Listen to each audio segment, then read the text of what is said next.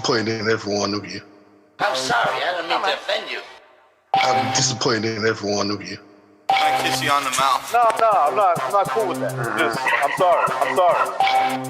One more time. I'm disappointed in every one of you. I mean, I'm dealing with degenerate animals. Wait!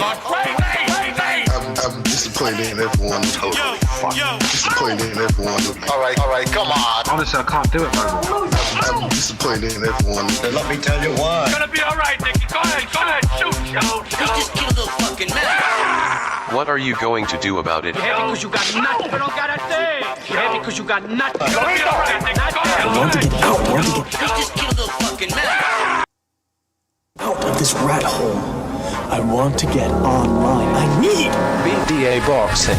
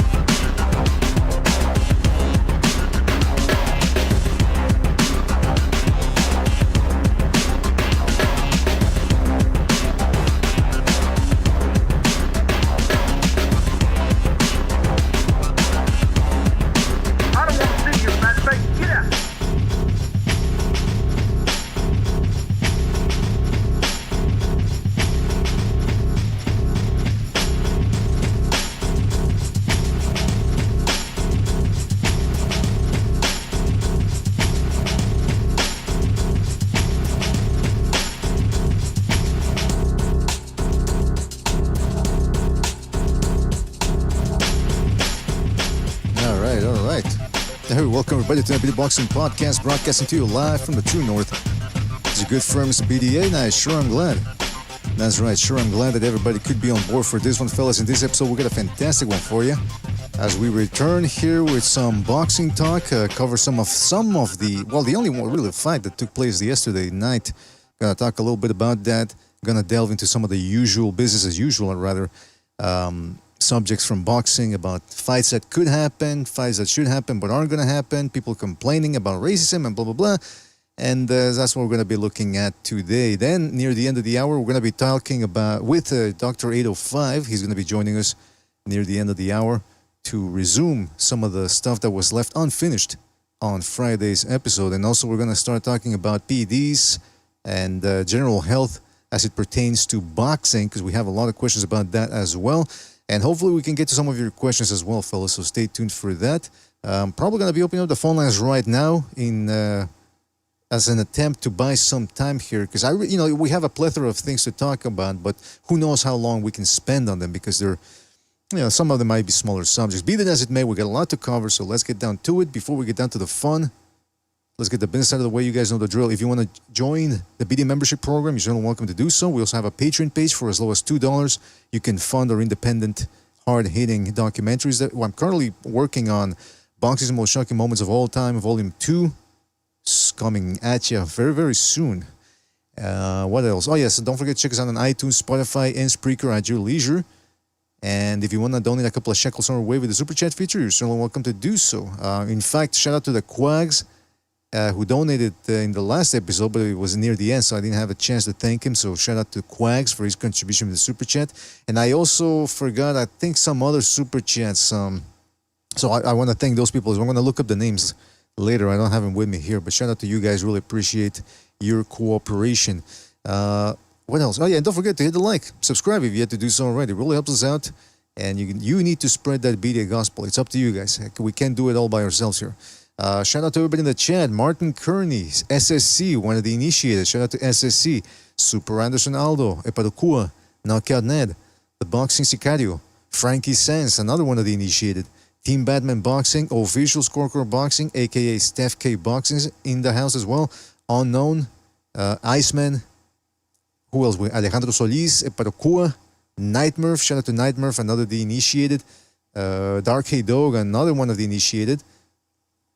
Rampax Drunken Company, 10-4, shout out to him. Another one of the Inner Circle, Don Hello, Hawker Mustang, Timothy Figueroa, Reverend Pickles, Earl Stevens, Earl, another one of the initiated, Earl, Pound for Pound King, Never Sobers, Hard Recoil, Baron Evola in there, Armin, Double L, and many more people to come, I'm sure, fellas. Thank you for joining us, really appreciate it. All right, let me invite a couple of people here, see who's available on this beautiful Sunday afternoon. Well, at least beautiful here in my neck of the woods, Quebec, Canada. Hold on a second. And so yesterday we had a circus act. Floyd Mayweather fighting the son of, or grandson, I don't know what he is, a family member of a criminal drug lord, or not drug lord, but just criminal lord overall, John Gotti. And apparently this was a rematch. I don't know what happened in the first one. From what I understand, there were some shenanigans. Hijinks of the highest order took place. So apparently that was grounds for a rematch. I didn't see the fight. However, something came up that just reminded me of why I am not missing Floyd Mayweather Jr. And apparently the referee made a call during the fight, and so Floyd Mayweather dismissed the referee. That's what I understand. Again, I haven't seen video of it, but apparently that's what happened. He dismissed the referee, and they replaced the referee at his command, Floyd Mayweather's command. So just goes to show you, whenever people were always talking about, I know Bucho is one of the people that always brings this up, that Floyd Mayweather would never really fight near the end of his career without the help of, or the presence of Kenny Bayless. And now it seems we seem to know why. This dude really did call the shots when it came to referees and all that. And you know what? Some people say, hey, that's the A-side advantage. Well, it seems to me like it was just business as usual with Floyd Mayweather. So I didn't see that fight, but it was quite telling that he ended up choosing his own referee. If somebody can actually tell me in the chat, did they actually change the referee mid-fight? Because again, I have not seen the footage of this. So if anybody can confirm that will be greatly appreciated. But really, the only real fight that took place last night. Oh, by the way, Victor Ortiz, the guy that's infamous for getting his ass knocked out by Floyd Mayweather while trying to kiss him during one of their fights in 2011. He was in the undercard, and man, did he look fat. He was a fatty in there. You could still see that his upper body was still developed. Like he had a wide back and everything from the years of training his core, but that he was fat. He looked like my cousin Cholo, who just stepped out of the 7-Eleven with a 45 and starts getting into a street fight with somebody. That's how he looked. And I don't know what he was doing in there. I didn't know if he won or lost. I didn't see the fight. The only fight that I caught was David Picasso, undefeated Mexican fighter, campaigning 122, took on the very tough Armenian veteran Azad Hovhannisyan and defeated him by unanimous decision. Now the scorecards were 118-110. That's two cards of 118-110 and one card of 120-108. I thought pretty wide scorecards that were unreflective of failed to represent that the fight was actually very competitive. Now I don't have any qualms with Picasso winning, but they were using the open, not open scorecards, but open scoring from the WBC. So they were letting you know every 6 rounds or every 4 rounds who was winning, and that's really, I had Picasso winning, but it just deflates. Knowing who's winning sort of deflates and takes away from the action. I see we got Jimmy here. Jimmy. Hello. What's up, man? Did you catch any of the fights for last night by any chance on that Mayweather Gotti circus? No, I've been kind of just reading, catching up to fired the fight, the referee mid-fight. Did he actually? Because that's what I read, but I didn't see footage of it. So did the referee actually had to leave, and he was replaced by somebody mid-fight, or what happened? I guess from what I read, I haven't seen it, but it says, it shows pictures of him arguing with the guy, because he's usually a backup referee. They'll have somebody, they'll have refs who either ref prior events that night, Right. but there's always a backup in case a ref gets. A lot of times, the reason always for a backup ref, because back in the day, it wasn't uncalled, wasn't unusual a ref to get knocked out because the fucking this guy swung wild and caught him during breakup, breaking the fights up.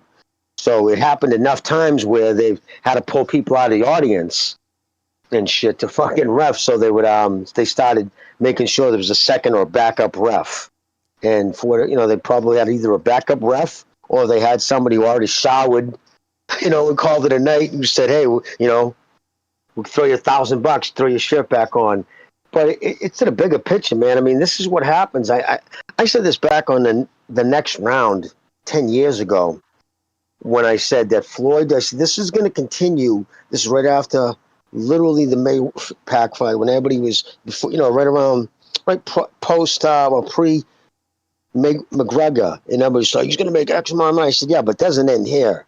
It'll continue to divulge into circus fights where he's doing exhibition fights at local fairgrounds because it is his only revenue stream.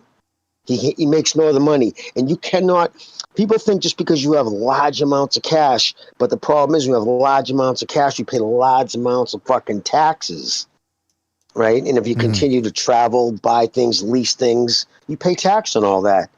And if you're carrying a large entourage or paying for family members, that money dissipates quick. And so this is what he's going to continue to do. And it's just become, it's a circus now. I mean, it wasn't a real boxing match, so it doesn't really matter. But at the same token, it is kind of funny. Yeah, that's what I'm saying. I didn't even watch it. I saw the Picasso fight, and then I went to sleep afterwards. And Picasso looked good. I mean, I don't know. I got to check out his stats. I forget how tall he is, but he's pretty tall for a guy in his weight division. And Havonisin is no joke. I mean, this dude he's a veteran. He went to war with Pantera Neri last year, I believe it was. And it was a very good, or near the end of 2022, I believe, or 2023. I forget exactly, but it was a very tough fight. And Havonisin really held himself well up in that fight. I mean, in this one, he just got outworked by a taller guy. I like Picasso. I like his combination punching. I like that he's a go-getter. He doesn't have the power of Pantera Neri, but he does have very good combinations. He's a boxer puncher, good technique. And I actually have to see how young is this guy, Alan Picasso Romero. You know what? One thing I do hate about Picasso's future is that if he ever dominates a top-level opponent, how many writers are going to start using the pun, Picasso painted his masterpiece? Like, you know that's coming. I was almost tempted to say it yesterday in the Discord, but then I caught myself. I said, I'm not going to look like an even bigger asshole than I already am.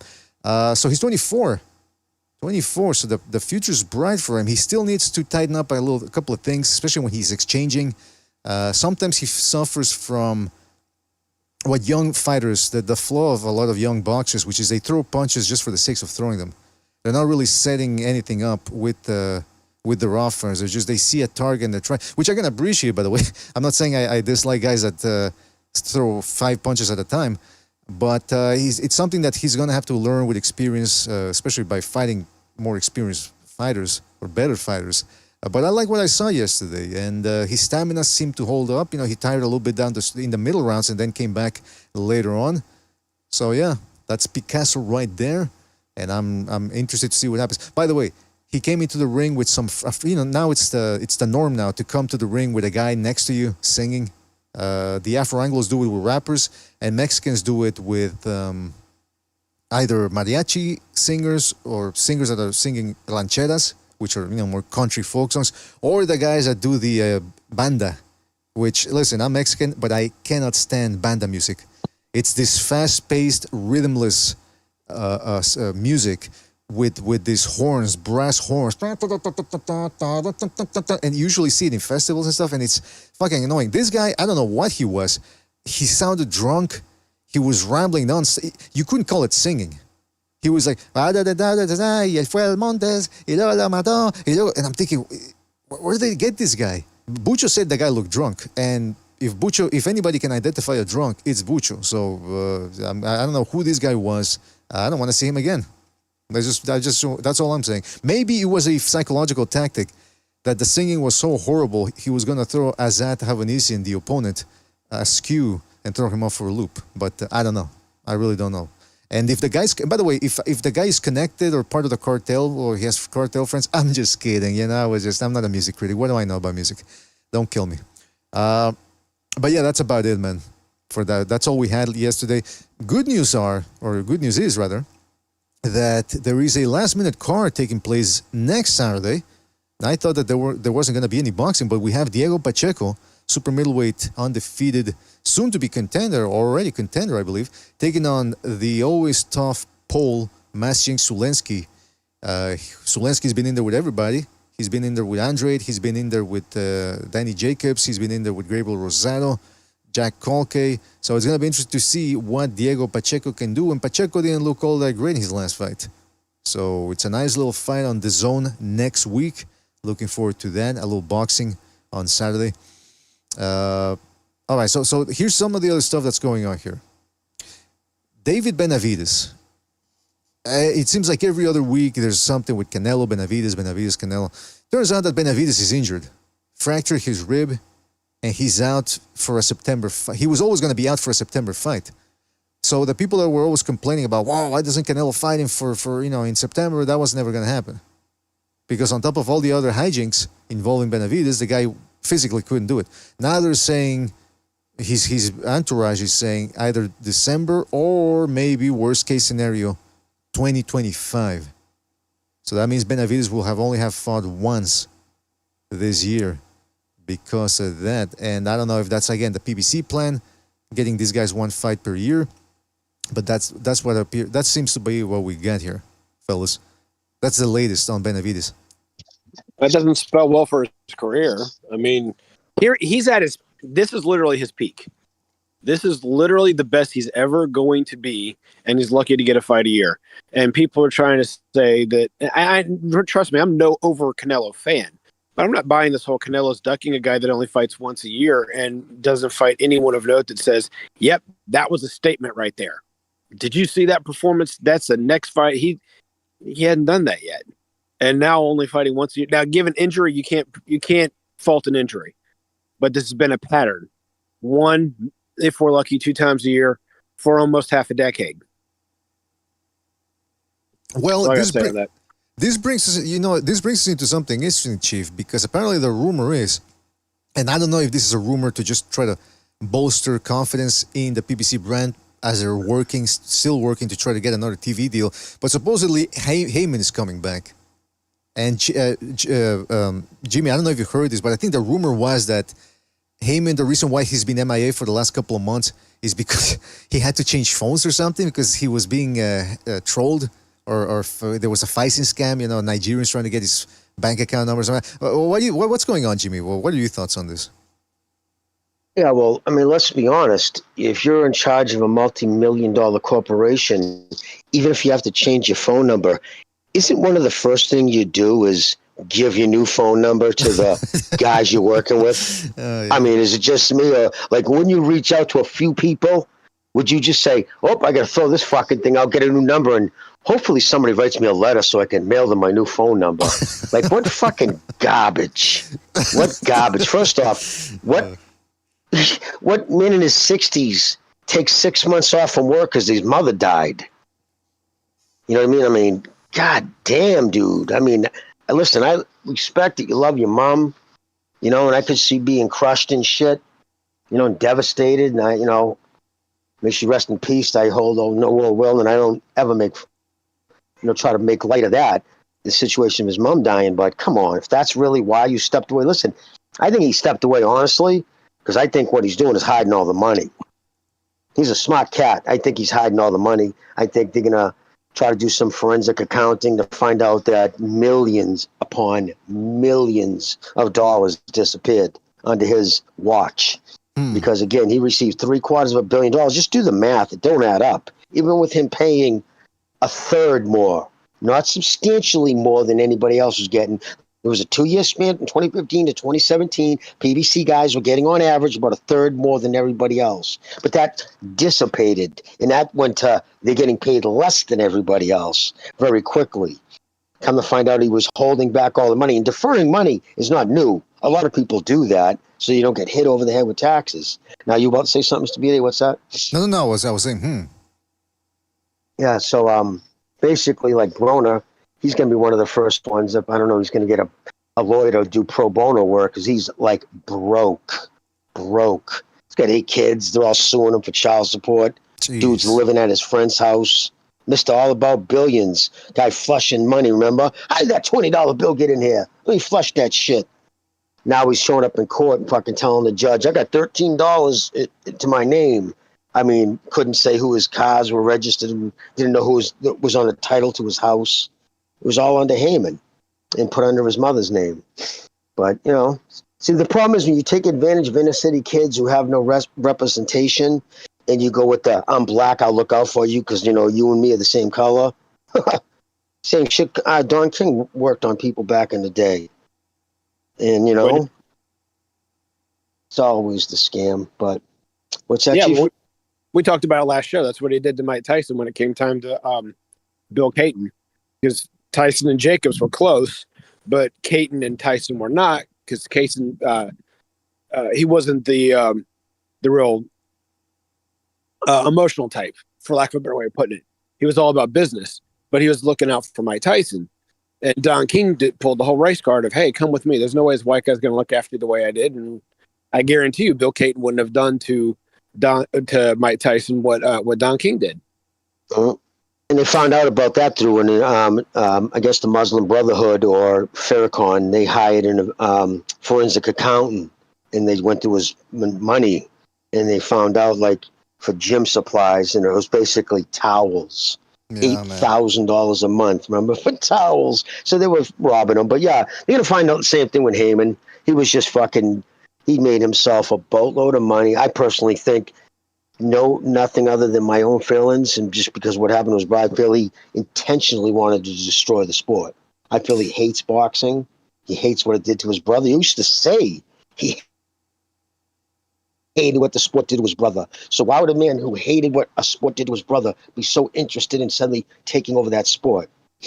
Yeah, money is the only thing that made sense. Yeah, the money is the only thing that I can infer maybe was his the utmost of interest to him. Now, in case anyone thinks that I was kidding around about the cell phone thing, this is according to World of Boxing News. Okay, World of Boxing News.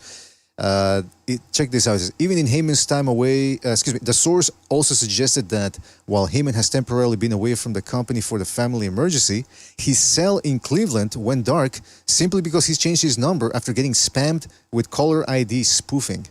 But like Jimmy said, I mean, this is a guy that represents a plethora of fighters, and not for peanuts, by the way. He's a businessman. All of a sudden, because people are spoofing his through caller ID, all of a sudden he's incommunicado. People can't get to him. I mean, come on. You can use smoke signals. What was he using smoke signals to contact his inner circle? Now, look, according to this article, Steven Espinoza is back with the PBC, except this time he's no longer, obviously affiliated with Showtime. He's now firmly entrenched with the PBC, which he really was. All the time back, he was at Showtime, except officially he was a Showtime employee. But he was just another Al Heyman likey. Now, the thing is, he's saying that there's going to be more, now that Amazon has gotten accustomed to their working procedure, they're going to be putting on more pay-per-views and non-pay-per-view events as well. Which, look, as a boxing fan, I'm looking forward to it, man. Hey, the more of boxing, the merrier. The only thing is, I'm a little skeptical about the promises that are being made, especially since you have to wonder, what exactly are they going to do? The PBC, that is, because a lot of the other guys that they've had, like Rayo Valenzuela, for example, Isa Cruz, they're gone over with the Sheik, and they seem to enjoy the more professional aspects occurring over there. Whereas the PBC right now, they're left with a skeleton crew, really. Look at the undercard for the Canelo versus Berlanga fight. Then on top of that, who's really their mainstay? Who's really their star, their flagship? That's Tank Davis. And they're going to have to match him up tough if they want to make good bang for the buck with the pay-per-view numbers, because if they put him in there against another undesirable, then the pay-per-view is going to flop and Amazon's going to lose confidence in him. So, fellas, what can we expect if indeed, let's say best case scenario for everybody, they do start making more fights, we get more fights now, what can we expect from the PBC? Well, can I first push back against Steven Word Salad Espinoza? I mean, it's all it is. It's just fucking words. Well, now that the multi-billion-dollar corporation has gotten used to streaming, what the fuck are you talking about? They've been streaming for the last 12 years. Listen, all they do is just flick a switch, and now they're gonna, you know what I mean? Like, there was nothing to get used to. You know what I mean? We were working kinks. What kinks? You show up, you put on a fight, they put it across their network. It was Espinoza just basically saying, I had no money. Amazon is not financing the PBC in any way, shape, or form. So when they put on fights, it has to either be a pay-per-view or they have to have investors to put up the money to secure the place. Because you can't call, I'm going to call fucking Mandalay Bay this weekend. Hey, a month from now, I want to secure Mandalay Bay for the weekend. Yeah, my name is Jimmy. Here's my cell number. It's like not ordering pizza. You got to put a sizable deposit down on that motherfucker. You know what I mean? So, and all the other shit that goes into it takes a lot of money. They didn't have it. They don't have it. So that's the reason why they're putting all this shit. Listen, that Canelo fucking pay-per-view is going to tank. And I don't want to say Canelo's fault, but he's fighting Berlanga, and that whole card sucks. That pay-per-view is not going to sell. These pay-per-views, I doubt it's going to even make enough money. I think it's going to lose money. But then again, when you have investors, who gives a shit? Because they're just going to lose out their money, and then you have to find more and more investors. But that's what's going on. What's happening is so many people have lost money with this fucking organization. Never mind, there's other things, the side notes, the ticket scams. I mean, Heyman, I think at his height, had 7 active lawsuits in federal court. Heyman LLC was being sued by 6 or 7 people at one time. So, I mean, and not frivolous ones, like major ones. And he did lose that one, too. He owes, the PBC Incorporated, Heyman LLC, which is an LLC, you could just shut the doors on eventually. He owes $750 million. It's going to eventually hit penalty phase, too, to Waddell Reed. That didn't just go away. They did sue him for their money, along with other people. There's 4 or 5 investors in that ticket scam, that he was buying up the whole bowl and then reselling them for more money. And he burnt guys. So, it is what it is, man. The PBC is a fucking joke. An absolute joke. And I just want to have a fight because I'll forget about it. When Canelo ever said, I want to address that statement he made, I should have been with the PBC years ago. Listen, that had no legs. Only thing he was doing, that was like saying, he was just sticking a middle finger up to Oscar. That's all that was. He didn't mean it. The fuck he meant it. If he would have started the PBC started in 2015, 10 years after Canelo was already a fucking pro. But if Canelo would have started with the PBC like everybody else, he would have been an obscure fighter like all the other PBC fighters. Name one PBC fighter who's ever broken across like Canelo has. I mean, only one comes close, and that's Tank Davis, and that's not a good example because, like I said, he came close. He's coming close, but he's never gotten to that point. And, Jimmy, you mentioned about the Canelo Berlanga pay-per-view tanking. I think it's going to tank, and I think that's a good thing because it's going to force Canelo to take a risk and maybe start cutting through some of the red tape and maybe make some concessions. Because I know that some of these guys are asking way too much because they look at Canelo and they go, well, I may never get another shot at Canelo, so I'm going to ask for as much money as possible. And, his promoters too and managers, they're a little out of whack. They're asking for things that they have no right to be asking for. But they're trying to corner Canelo. That's what they've been trying to do for the last 2 years. And right now, this fight against Berlanga, like you said, I hope it tanks because it's going to push Canelo to say, you know what, maybe I got no choice but to concede to some of these demands. And that's why I think he's also talking about fighting light heavyweights again.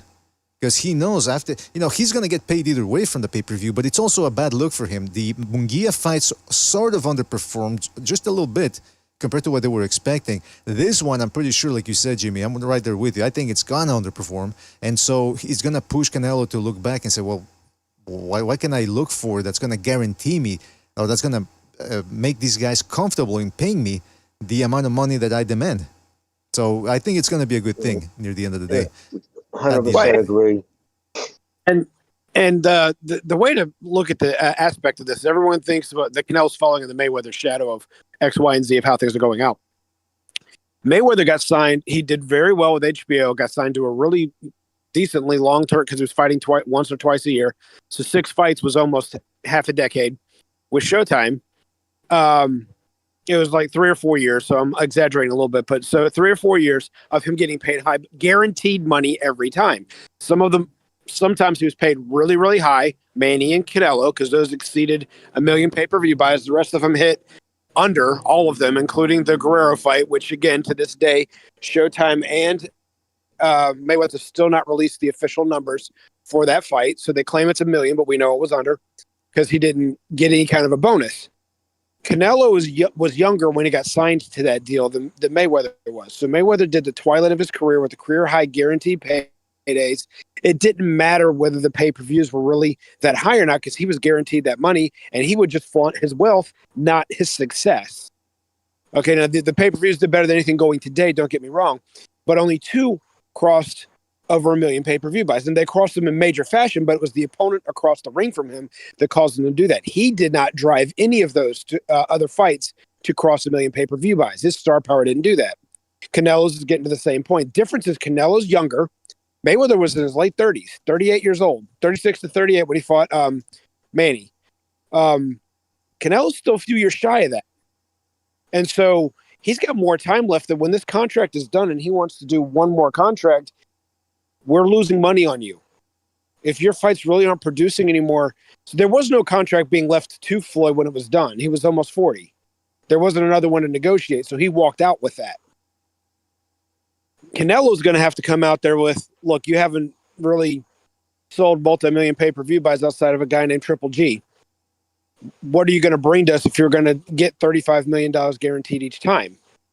And this can backfire on him, like you said, if after the Belenga fight, he's going to need to really want to try and make something happen with someone that people are going to want to watch him with.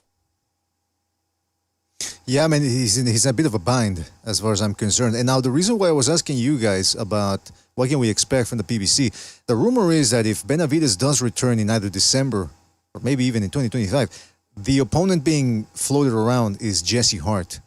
Now, look, I like Jesse Hart. He's he gives it his all. I think he's from Philly, so always Philly always has that reputation of creating tough fighters. But here's the reality: Jesse Hart's a guy that's lost to the best guys he's fought whenever he stepped up, and they're not exactly pound for pound guys that he's been beaten that had bested him. I'm talking about Zurdo Ramirez and Joe Smith Jr. Those are the guys that beat him. Now, keep in mind, he did give Ramirez a very tough fight, and he held his own in there against Joe Smith Jr. But the only thing that's interesting to me is, well, I like heavyweight Benavidez. How's he gonna look? Is he gonna come back and be able to? Because Benavidez, here's the thing, he has outshined Zurdo Ramirez, for example, because Zurdo fought, what was his, Angulo, the Colombian guy, and he stunned Ramirez, and Ramirez had to go to decision against him, whereas Benavidez beat the crap out of Angulo. So, if we're looking at it from that perspective, I do think Benavidez is a better fighter than Zurdo Ramirez was at 168, and even at 175, and so I expect him to beat Jesse Hart. We never know, though, especially since Benavidez is a volume puncher. It's interesting, real quick, Caleb Plant, he was asked about the difference between Canelo's power and Benavidez's power, and he said Canelo is more of a stiff puncher, whereas Benavidez, although he's a better combination puncher, he's a bit of a slapper. And you saw that accentuated on his move up to 175. When he fought Alexander Usyk, started getting tired in the middle rounds, his technique deteriorated, and he became even more of a slapper. So all I'm saying is perhaps this is going to be a tougher fight than expected, but it's still Jesse Hart. It's not really, for a guy that's supposed to be the Mexican monster, I would have expected something better, but what do you guys think about this move? It's a fucking joke. It's typical Benavidez. Par the course, man. Fucking no-hopers. Absolute no-hopers. That's the only thing he fights. And it kind of goes to show you, it's all these people who thought Benavidez are big power, real monster. Out of the mouth of Plant, right? Canelo hits harder. absolutely punches harder than Benavidez. And I just can't believe anybody the people who think Benavidez hit hard never fought, never been in a boxing match, don't know how to throw a punch, don't know the mechanics of throwing a punch. Because if you watch the way he throws punches, right, they're all arm. He beats you up. First he gets you because he's always pressure. That overwhelms you, gets you breathing heavy. Your body's sucking for air. You're fighting. You don't have enough oxygen in your blood, and you're easier to stop. But it's usually attrition. You don't see any walk offs. Boom! And the guy goes stiff, and his arms in the air as he's laying there twitching on the canvas. He doesn't have that kind of power. Canelo does. If he connects you right. Well, no, I wouldn't say Canelo doesn't have walk-off power, but he punches harder than Benavidez. So for people to act like he's avoiding Benavidez because he's this big monster, no, not the case at all. Well, not the case at all. Their powers are different, clearly, and it's largely with who they are and how they're built. Canelo has no neck; he's a little tree stump. So he's thick, and he's got that strength that he comes from being short and stocky. Benavidez is tall and rangy, and he gets good leverage on his shots when he actually throws them. But you're correct, he's more of a volume puncher. It's not that he can't punch because he knocks people out most of the time, but when he finishes people off, he finishes them off with combinations. So Jimmy's right. There's no walk-off knockouts from him. He puts his stuff together. He's a good finisher. He's not a one-plus. There's a difference between being a knockout artist and a finisher. When he hurts you, he finishes you. Mike Tyson was a one-punch knockout artist. David Benavidez, against the quality of competition that he faces, we have to point that out. He's a finisher. When he gets you hurt, he finishes you off, and he does it via one punch or several punch combinations. And he sets his stuff up decently when he does it, but it's against some lesser competition. And in a way, he's starting to remind me a little bit of an Angel Manfredi, because we haven't seen him against the upper echelon yet, and he's still undefeated. Whereas every time Angel stepped up, he lost. But when he's fighting the lesser guys, you're like, yep, he's going to give Floyd a tough fight. Oh, well, Floyd knocks him out in 2 rounds. Oh, well, you know what? But he's really going to be able to test Diego Corrales 3 rounds. Oh, there's no way that Stevie Johnson's going to be able to beat this guy. Unanimous decision. Oh, Paul Spadafore, he'll knock him out. Unanimous decision. And he loses to all of these guys. But when he's fighting the lesser guys to get title shots, he's beating them easily. Now, my comparison will only be proven if Benavidez can't legitimately beat a world-class opponent like a Canelo or anyone at 175. If he can't beat them and doesn't come anywhere close, it's not even a competitive fight like I was saying with Manfredi, that will be my analysis proven correct. Well, but at the moment, he looks great against this lesser competition. When he has stepped up technically against both Caleb Plant and his last fight, he didn't look as good. Well, he claimed he was injured before the Gvozdyk fight. Then now he claims he's injured for this time period. So hopefully he comes back, because I enjoy seeing the guy fight Benavidez. I have no real stake in Benavidez Canelo. So I'm not really picking sides. I just want to see the fight happen. However, for the people that do hate Canelo and they take every word he says seriously, for example, when he says, I want 100 mil to fight Benavidez, and they really believe it, well, believe this then. He says he's still open for the Benavidez fight. That's what he said in a very recent interview. So I guess if you got to believe everything he says outright, and you don't think he's kidding about the $100 million thing, then you have to believe him here when he says he's still open for that fight. And he should be, really, because like we said, who else is there for him after Berlanga? And Billy? No, it's not going to work. Don't forget, fellas, to hit that like. It really helps us out. Don't forget, in about 20 minutes, we're going to have Dr.805 dropping by. Talk to him about some of the stuff where we left off in the last episode, and then maybe segue to something that we had some questions in regards to PEDs as well. The other thing that I want to talk about here, fellas, is Eddie Hearn did an interview with Andre Ward, and he was talking about David Haney, his former client. He said, well, I'm going to read you the quote here real quick. He said, if I can find it, he says, he likes Bill Haney, he says. First of all, he has to give you the compliment sandwich. A little compliment, and then he gives you the critique. I think he has to look at his team, Eddie Hearn said, of Devin Haney. His dad, I love Bill Haney. He's got his back 100%. But is he the right person to take him forward strategically in the ring? And then he said, I never liked this 3 or 4 trainer thing where they're in the changing room and they're doing the pads with him. AJ went through that system when he boxed Usyk. He was so lost. Now, you got to keep in mind, what's he talking about, Eddie Hearn? He's talking about the fact that Haney is trained by Bill Haney, his father, but he's also, I believe, under some sort of tutelage from Ben Davidson, the trainer with the best hair in boxing, who's from the UK. And I think Lee Wiley or I forget the guy's name, he used to be a YouTuber that made film analysis videos. And apparently now him and Davidson get together and they analyze Haney's opponents and they come up with a game plan. Now, I don't know how much input they really have on Haney fight night wise, but it's still 3 people apparently. And you know what they're saying, too many cooks in the kitchen. Some people might be saying, well, why doesn't Devin Haney then just stick to Ben Davison? Well, apparently from what I heard is that Ben Davison, who has a lot of clients in the UK, would have to be commuting from UK to the US, and that's not really going to work. And Devin Haney apparently, or at least he strikes me as one of those Amerocentric fellas who thinks, nah, man, America's the center of the world. You got to come to me. So that's one of the reasons why the union hasn't worked. And I suspect, and you guys let me know what you think, that I suspect it's also what happens with a father-son dynamic training-wise. The son is sort of hesitant to throw the father to the wayside because, it's his father.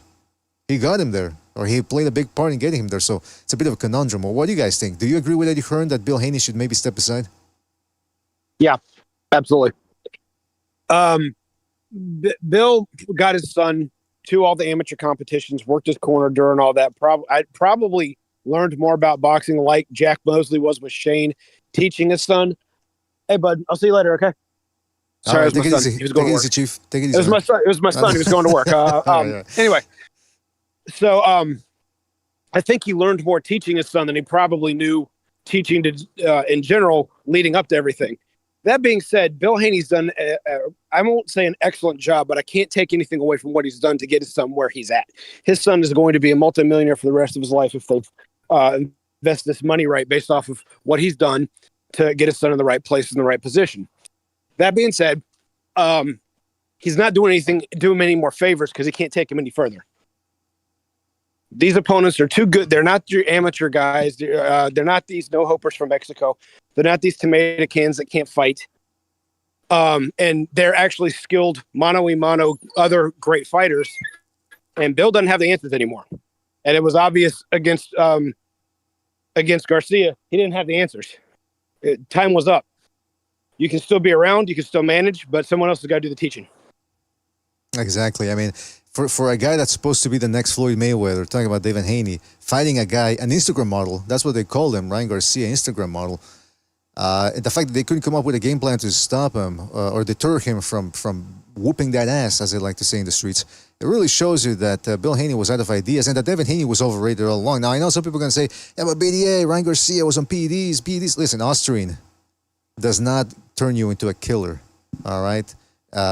When Oscar De La Hoya fought Fernando Vargas was a tremendous fighter, pressure fighter, bigger than De La Hoya. And on top of that, he was on the juice in that fight. Bigger than De La Hoya. That's what I'm saying. Tremendous fighter. He was a good fighter at the time, and world champion. And then on top of that, he was on the juice. That didn't prevent De La Hoya from knocking. And he still lost. So people can please the whole. The people call it excuses all the time, but they don't do it with Devin Haney. They don't call it excuses. The fact that he got whooped by a guy who's an Instagram model. So yeah, maybe there is something to it. I think Devin Haney would benefit from changing trainers and going with somebody else. But he's going to have to want to listen. If he's going to switch trainers, it can't be, well, my dad didn't teach me to do this.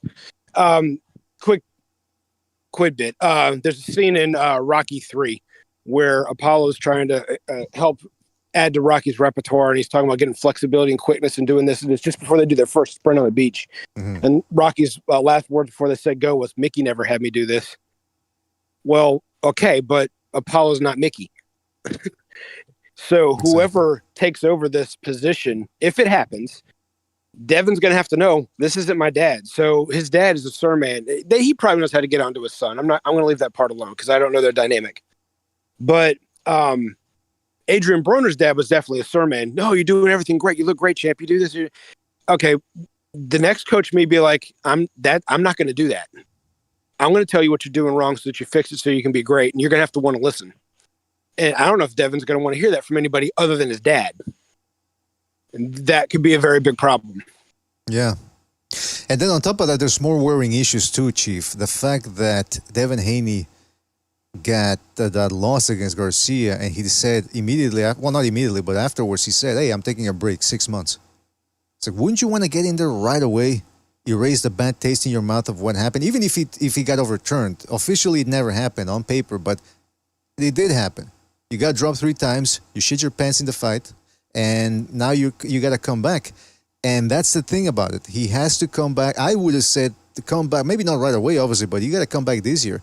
The fact that he's saying I'm taking 6 months off, I'm just a little worried that he might turn into another Demetrius Andrade or another Billy Joe Saunders, a guy that was never really had that fighting heart, and as soon as he lost, his whole world breaks apart. That seems to be something to be said for that. He does not seem to have this. He talks a big game, but there's no aura of mental toughness from him. And I am not going to call the man a wuss. He gets in the ring to get to possibly punch for a living, and he was an amateur boxer on top of that. He turned pro at 17 fighting grown men. This is not me singing his accolades or anything else like that, but I'm putting in perspective the fact that what I'm going to say, it sounds negative. I want people to know that I have a respect for him as a fighter, even if I don't like him as a whole. So having said that, there's no, like, Tank Davis, there's an aura of toughness about him.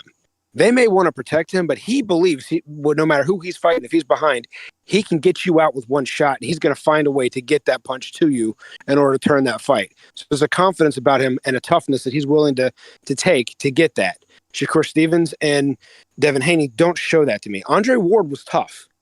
Okay, here's what I mean by tough. When the fight didn't go his way, he may have fouled, but he was fouling with a malice behind him. That malice that was a meanness, that was a toughness. Was he mentally tough to be able to win in a clean fight? Maybe not. But was he tough enough to say, all right, this is what you're going to do to me. I'm going to show you you're not going to beat me easily. He wasn't going to go down without trying to find a way to get the upper hand. There's a certain toughness there. Haney shows none of that to me. And to me, all this stuff on the I'm sure he reads the internet just as much as the Charlo brothers do. So he's reading all these comments people are making about how he lost to Loma, how he lost to Loma. So what they do, they picked a quote-unquote southpaw, this hard-punching guy past his prime, 34 years old, ready to pick Pro Grace for the confidence booster. Okay, I'm ready now. And then Ryan Garcia, now I'm going to take 6 months off. I think the negativity of the fact he knew he lost to Loma. I don't care if people call me a fanboy or not. I can't find 7 rounds he won in that fight. So knowing that he was getting pushed around by an older, smaller man and then might as well have gotten knocked out with as many times as he got hurt in that fight against a glamour boy, as they like to put it, Ryan Garcia. I mean, come on. His confidence has got to be so shaken that he doesn't know what to do. And I guarantee you his first several fights after this are going to be very soft touches. Well, if he's a WBC in recess, there'll be soft touches. There won't be anybody dangerous. He'll claim he's back. He won't fight anybody of note. And then he'll demand the fact he's underpaid because he's still undefeated. You know what? I'm right there with you in the fact that I think Haney's a good fighter. I don't call him a bum. I don't call him a pretender. I don't call him a fake. But here's the thing, and I've been trying to really think about how to articulate this because it's something that's a little complicated to explain. Virtually every fighter out there looks for an advantage when they're choosing opponents. Sometimes it might be getting the guy at the right time, or it can go as far as espionage and getting in there, having guys in the other guy's training camp, or maybe spying on them, or maybe knowing, hey, he's having a rough time making weight, or he's getting into a fight recently with his wife, or there's a divorce ongoing that they're keeping on the hush hush. These guys always do that, but there's degrees of doing it. Some guys do a little bit more than others. You know, it's one thing to have to know that the guys might be strong to make weight. It's another thing to actually send somebody into a camp and have them there watching their every move. Like the way Tank Davis did with Ryan Garcia. So, and that's what's always struck me about Devin Haney. He's a good fighter, but there's a lot of asterisks in a lot of his performances. And that's where the more asterisks there are, the more it takes away from the fighter, really. And again, Devin Haney is a good fighter. I was going to say great. He's a good fighter, but he wasn't what people were offering up as he was being portrayed as the next Floyd Mayweather. And a long time ago, we were saying, hold your horses, that the evidence disproves that claim. I'll give you an example. You mentioned the Prograis fight. I give him credit for the Prograis fight. I picked him to beat Prograis easily. That's what I was expecting As did I. based off of the Zorrilla fight. However, I give Haney credit for actually leaving no doubt that he was the much better guy than Prograis, because when Zorrilla fought Prograis, it was a very close. I thought Zorrilla edged it, but I understood why they gave it to Prograis, because Zorrilla wasn't doing much either. He left it on the table, so Haney didn't leave it at the table. So what I'm trying to say is there's levels to this, and Devin Haney is a much better guy than a Zorrilla, but he's on a full level below what they were saying he was, which was a Floyd Mayweather type fighter. Oh, most definitely. If I want to add one more thing towards the whole steroid thing for the people that want to totally douse Ryan Garcia, I'm not in any way approving the fact that he, I didn't read into it. I got tired of reading about, it was only traces. Well, it was 6 times more than the blah, blah, blah, and he did that, and word salad. Got tired of it. Don't care. I saw what happened in the ring.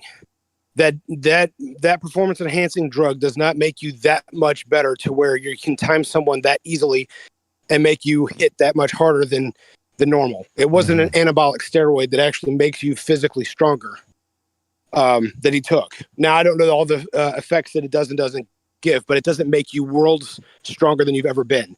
So, and we already questioned Haney's chin anyway from when he was a lightweight. But the thing about the people that are just totally trousing Ryan, and I'm not the huge Ryan fan. I'm not really. He's.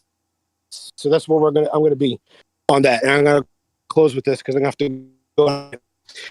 James Toney, Roy Jones, and Fernando Vargas openly, and King Kong Ortiz openly took steroids, and nobody's trousing those guys.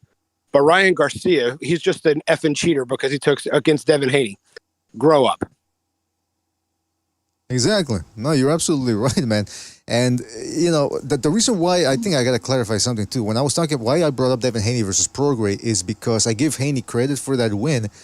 He actually pulled it off in the dominant win. However, he didn't get in there with Prograis until he knew he could beat him. That's what I'm talking about with the asterisks. And about how the more asterisks there are in a guy's career, the more it takes away from that fighter's talent. Because, okay, you fought Prograis, you beat him, but it wasn't until Prograis looked like crap against Zorrilla and Bill Haney, you could see him, his big afro, sitting there in the middle of the stands, watching, scouting. And and even Prograis told it to, what's his name? Prograis told that to Haney in the press conference. He said, listen, the only reason you're fighting me is because I look bad against Zorrilla. And the Haney's had nothing to say, because why are they going to say, no, that's not true?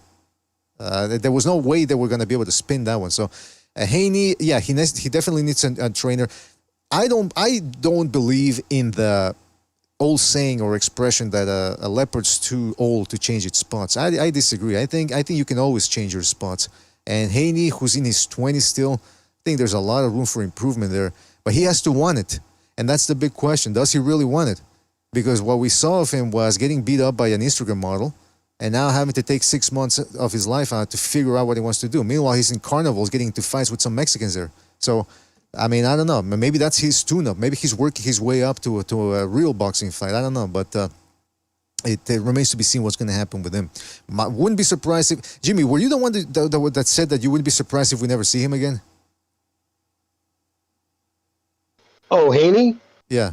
No, I said when Charlos. Oh, okay, I wouldn't be okay. surprised if we never see him again. No, listen, Haney's at the crossroad. What's he going to do? He doesn't have the power to keep people off him at 147. He just doesn't. Mm-hmm. And if he's struggling to get 140, listen, I don't like the term weight bully, because if you can make the weight, you make the weight. You know what I mean? You're just taking advantage of a system. You know what I mean? But he was, for all intents and purposes, like Shakur Stevens. They were always the bigger guy. You know what I mean? And we saw that he got touched up. Listen, he lost that. I mean, let's be honest. He should already should be an asterisk next to his name anyways, because anybody who has a sliver, a relationship with honesty knows he lost that fight against Lomachenko, a shorter, older guy.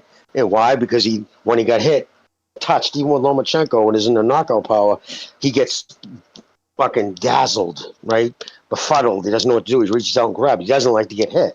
He's a classic example of an athlete who boxes. He's not a fighter at heart. You know what I mean? Yeah, that seems.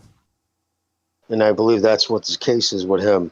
And I think he's going to get fucking totally worked at 147 unless he's fighting the Barrios of the world. Yo. BDA and Jimmy, can y'all hear me? Yeah, we can hear you, man. Yo, what up? So, Yeah, I was gonna say BDA. I think I was the one who said that Haney was gonna fade into obscurity because I remember when I said that was the same day that Devin Alexander had just got TKO'd in Russia. It was like his 9th loss or something. And I'm like, oh, what happened to that guy? And I was like, oh, that's when. Then I just looked in the mirror. I seen Haney's future. I was like, that's what's gonna happen to that guy.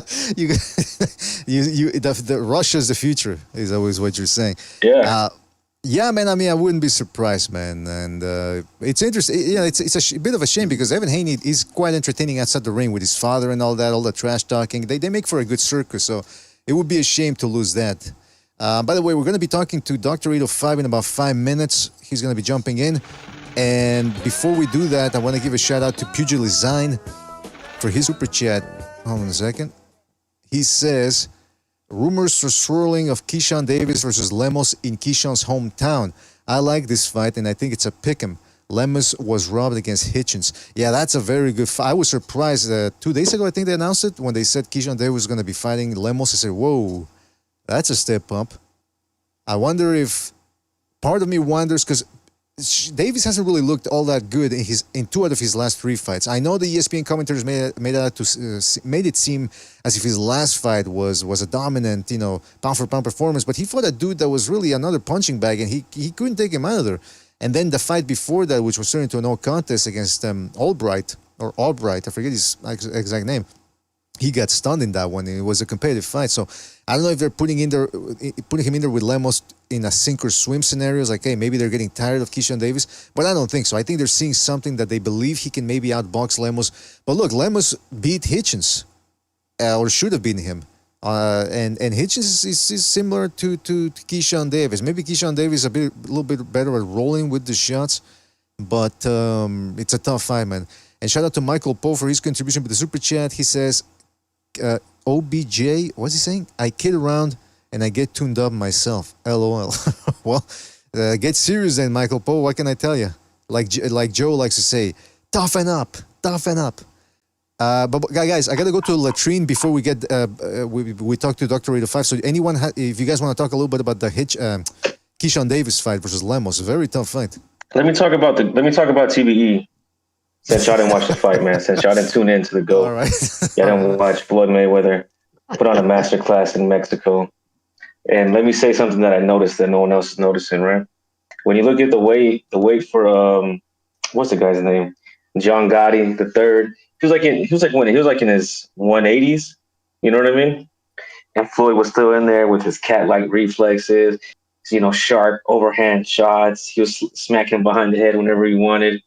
And he was in complete control of the fight. He was in so much control of the fight. When he didn't like the referee, he told him to get the fuck out of there. And he brought in Joe Cortez Jr. in there to make sure he finished out the fight the right way.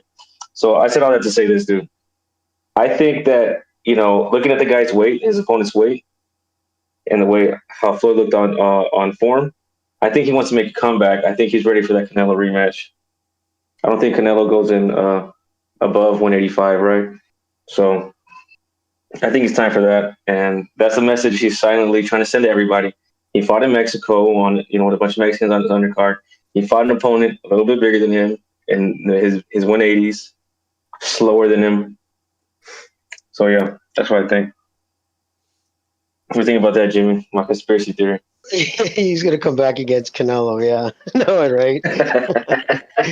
No, I mean, honestly, I think he's going to be fucking fighting my second cousin who's slightly retarded at the fucking fairgrounds. Let's be honest.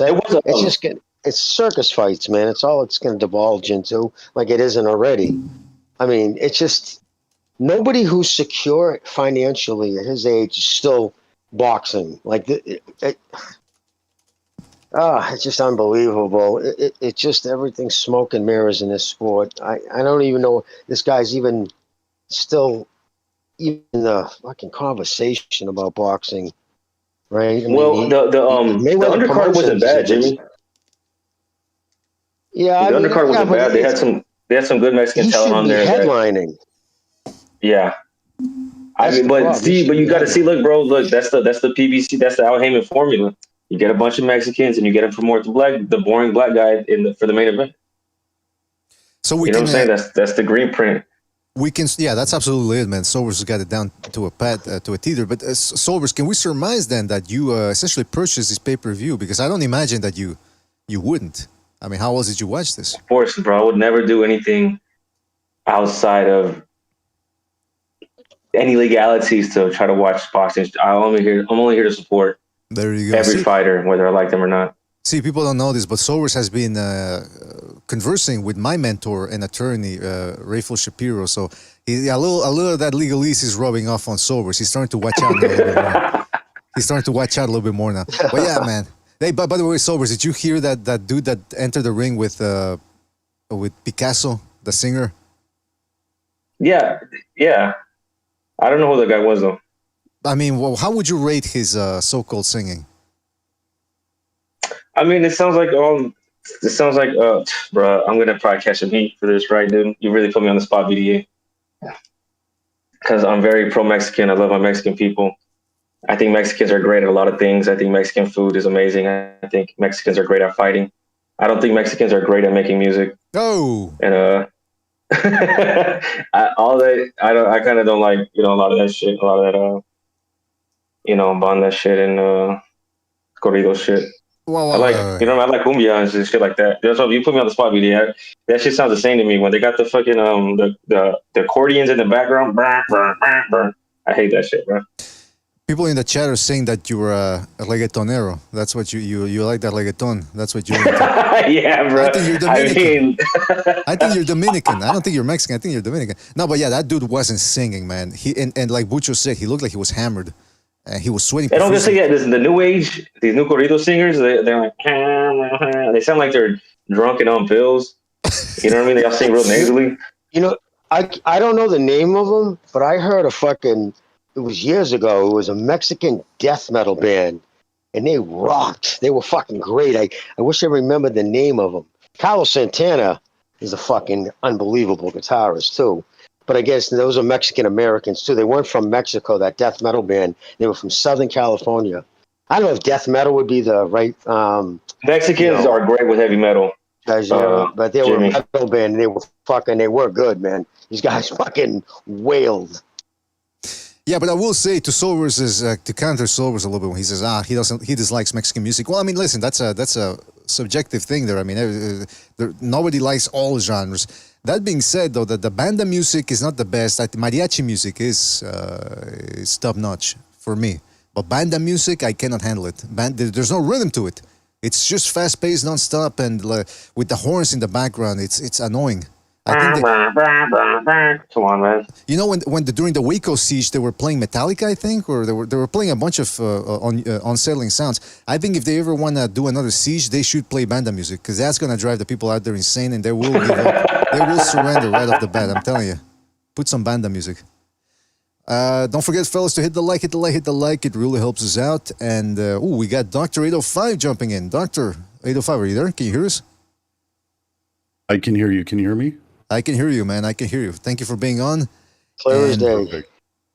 Yeah, man. We had a conversation on Friday. We had to cut it short because we actually went 2 hours overtime, almost 2 hours overtime, talking with you. And just to recap where we left off, though, you were talking about the calorie deficits and how a lot of the people that start fasting or start eating certain foods to try to stay lean, they're actually suffering psychological effects due to the physical effects of bad eating habits, which they think are actually healthy. So you were saying that caloric intake is actually an important thing, and that a lot of what you were suggesting to your clients was start eating.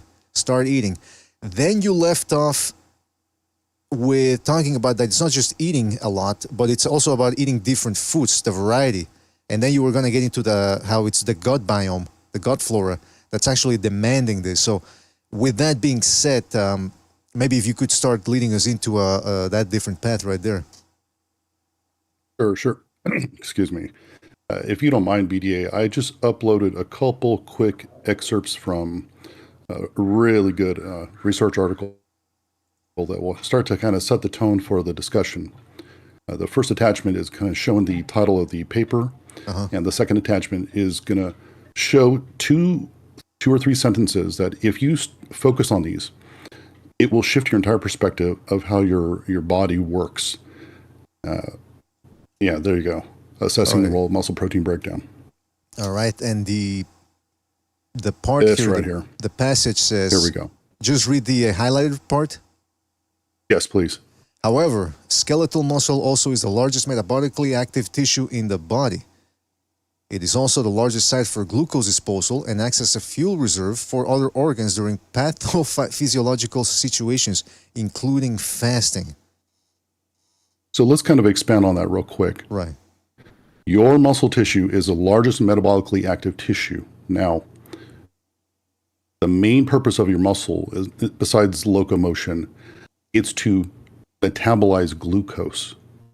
People don't understand this, and I put some stuff together to share with you to kind of help people start to learn this. Because when I talk about nutrition, I start from, what does the body tell you? See, the body's telling you what it wants. It's just people don't understand that part of it because it can get complex.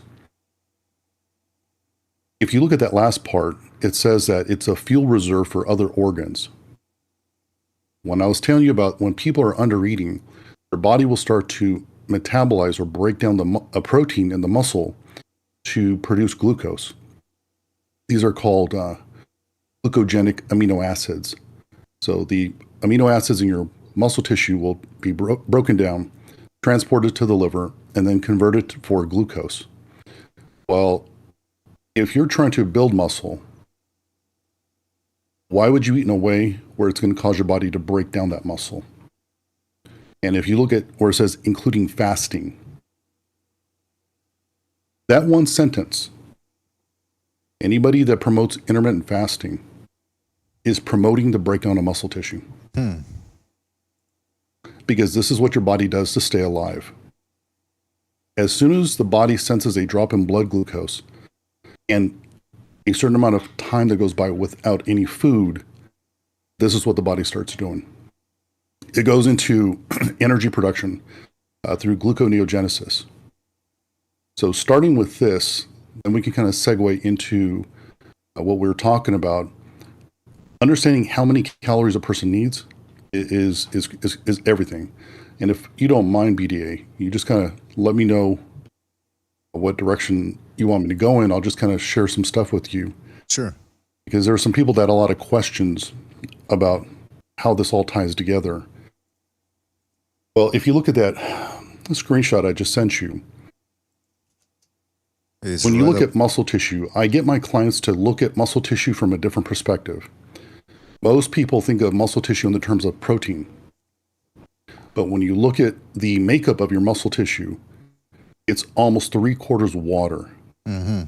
So if your muscle tissue is 3/4 water, why wouldn't you start looking at how does muscle tissue and water, what's the relationship? Since it's primarily water. Right. And to help illustrate this, I'm going to send something to you right now to give you a good visual. Here we go. Water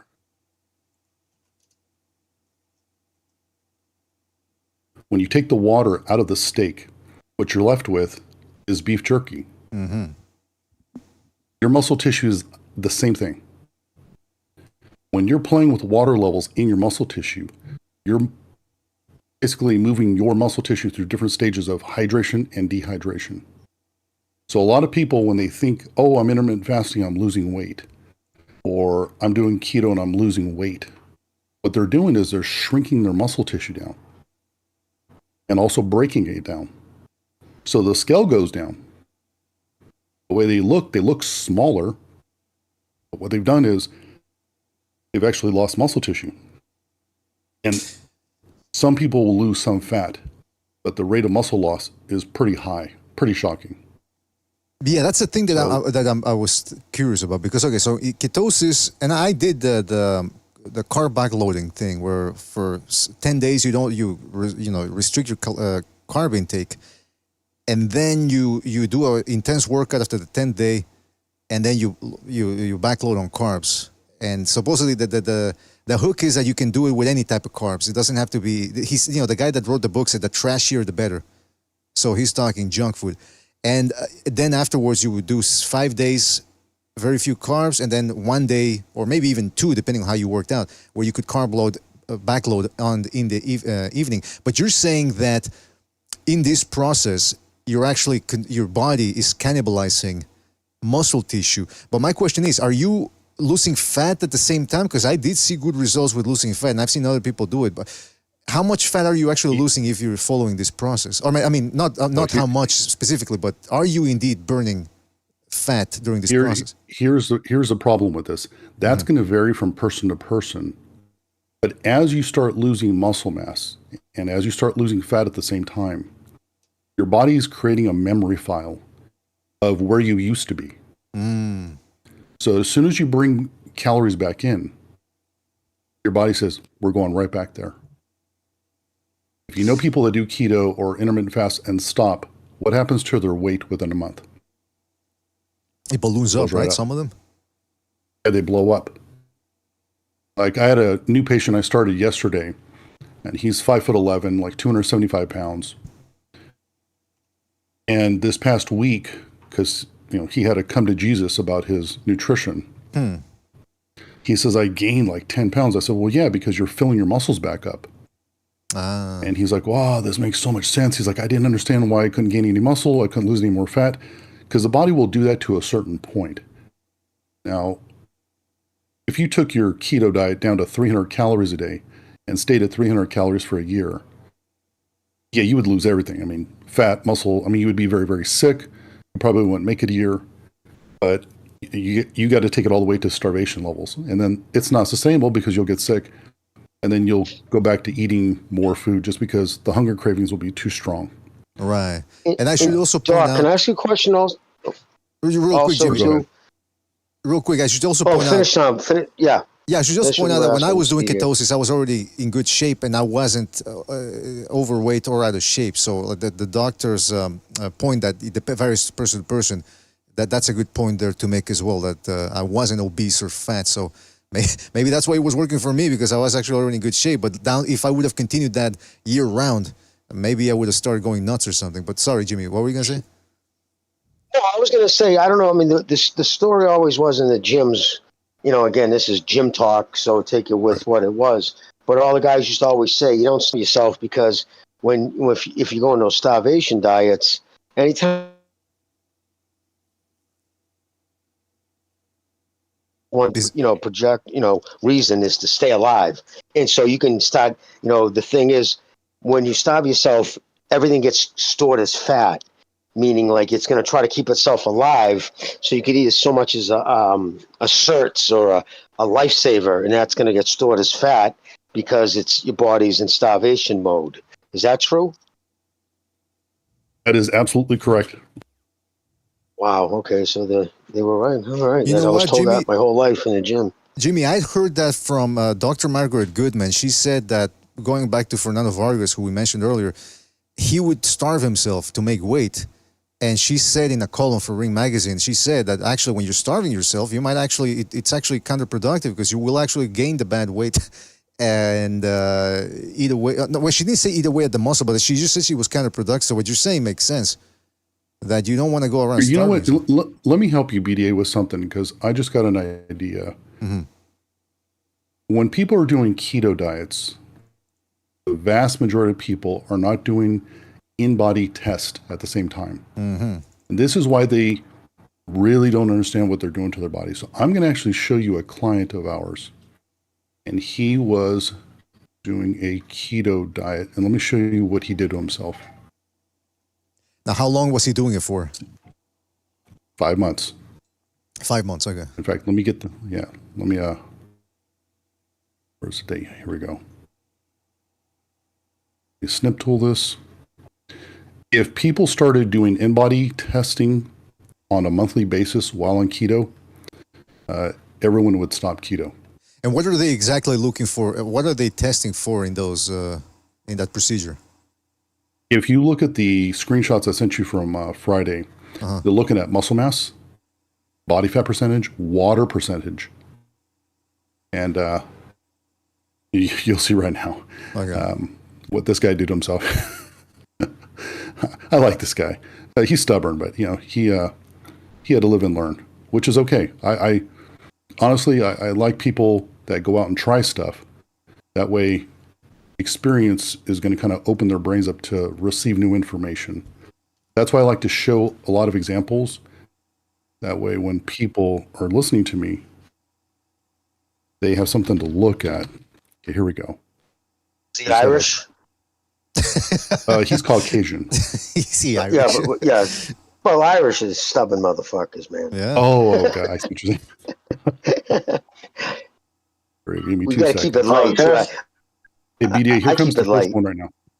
Oh, no, that's fine. I'm good. I'm just really focused on what I'm doing. No, like I pulling up- understand. Yeah.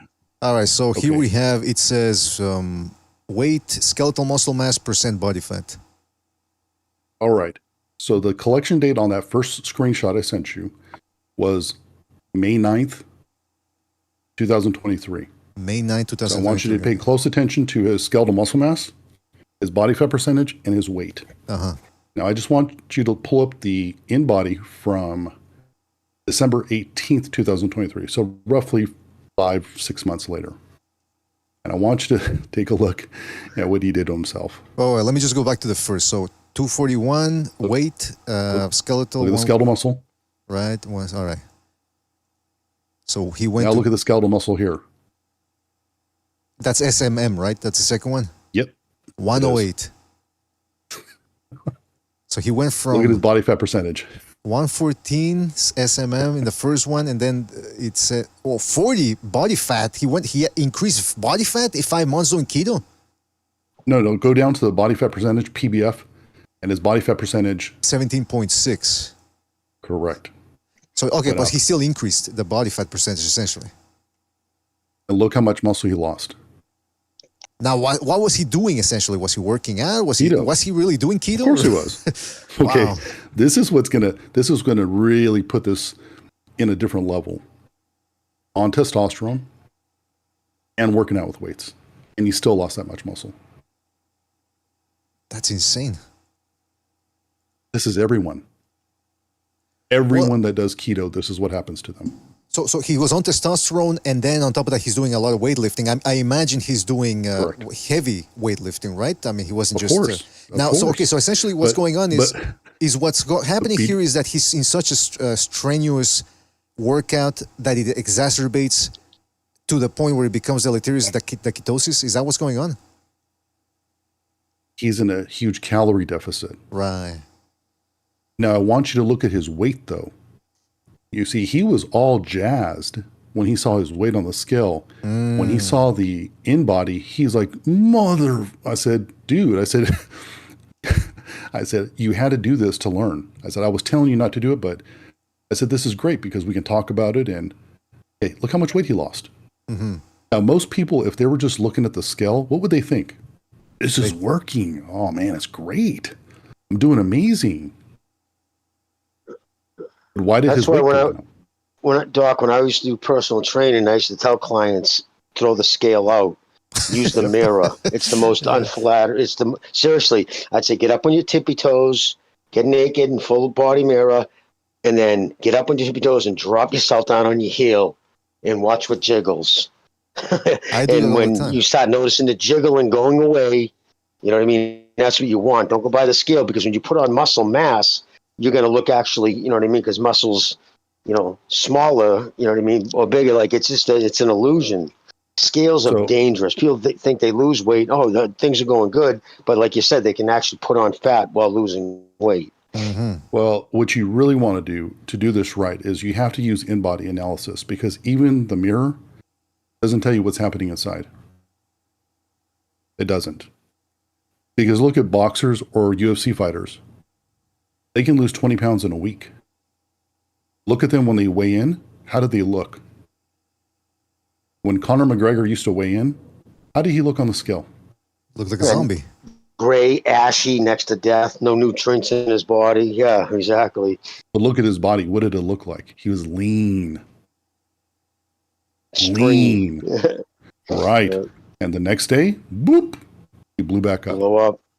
You know, I right? guess That's why you have to go ahead. I'm sorry. I guess the best analogy. I mean, I think it works to go back to what you said in the last episode. You gave an analogy or a comparison that a car. I didn't quite fully. I forget exactly the net terms because again, I'm not a car guy. But essentially, what we're saying is you're overworking the car, and essentially it's growing worse because of it. It's the same thing here. This guy's working out, but he's restricting his food intake, especially his good food intake. So it actually becomes worse because he's working out so much, his body's demanding food and it's not coming in. So what does he do? It starts cannibalizing itself. That's essentially what you're saying, right? That's exactly right. That's exactly right. So let me show you what you can do when you know what you're doing. So I'm going to show you this, and this is from a female. So let's put this in perspective. I just sent it to you, BDA. Can you see it there? Yeah, it says... Well, you sent me the in text or weight 147.5 pounds, skeletal muscle mass 66.1 pounds, body fat mass 28.2, BMR. What's that again? BMR? Basal metabolic rate. Okay, 1,530. So that's what she was eating? No. That is the amount of calories she needs to sustain life at a resting state. Oh, okay. At that point. Okay, so that's 1,500 calories, and then body fat 19.2. Look what we did with this girl in 3 weeks. So the weight, she went up 0.4 pounds. In terms of skeletal muscle mass, she increased it by about 1 pound, let's just say. 1.1 pounds. Yeah. Body fat mass, it went... she reduced the body fat to 26.9. BMR... Look at her body fat percentage. Body fat percent 18.2. It went down as well. But her BMR went up. Right. So yes, that's her calorie intake. Yeah. You guys, to gain a pound of muscle in 3 weeks and to lose 2 pounds of fat in 3 weeks is unbelievable. Mm-hmm. When you're on the right hormones, when you're on the right training and the right nutrition, this is what you can do if you know what you're doing. Now, my question is, if you look was at the this scale, patient... If you look at this... Go ahead, I'm sorry? Was this patient natural or was she on something? No. She's on hormones. Yeah. Okay. Yeah, she's on hormones. But if you look at her weight, if you just looked at the scale, what would you think? Oh, I gained weight. Because she went up 0.4 ounces. She went from 147.5 to 147.9. Can you guys know how to make a hormone? Don't pay her. Just a joke, sorry. Yeah, that's good. Yeah. To do this right here, you have to know what you are doing. So it's not just opinion. It's not just, I think this is what it should be. Oh, this is what the mirror tells me. We're taking in-body data and letting that tell us what we did. And her recipe is perfect. We're going to cut her to about 14% body fat, which is, in fact, let me send this because I think a lot of people don't have an idea how significant this is. Now, once again, what's unique about this patient right here is she's very consistent. She's very consistent. And she listens. Here we go. So if you look BDA right there, this is where she falls. So this is the body composition chart. All right. And on the left side is classification. And then in the middle, you'll see the column is for females. And on the right side is for males. Mm-hmm. So she is in the athlete category at 18.2% body fat. That's the equivalent of a male being around 11% body fat, 10% body fat, something like that. Mm-hmm. Now, Doc, when people say like, "Oh, they were so low in body fat," I mean, that's how like Andre Munzer, he died because he got all his organs went into failure because he got you need body fat around like your internal organs, correct? Right. You can't if you get too low, that's when you run into problems, right? And those guys get to that point because they usually have psychological issues. They have body dysmorphia. And 2, these guys are in huge calorie deficits at that level. they really don't know how to eat. If you look at Jay Cutler, he was an amazing example. When Chris Aceto helped him with his food, and people hear about his ratios, there's a very famous video on YouTube.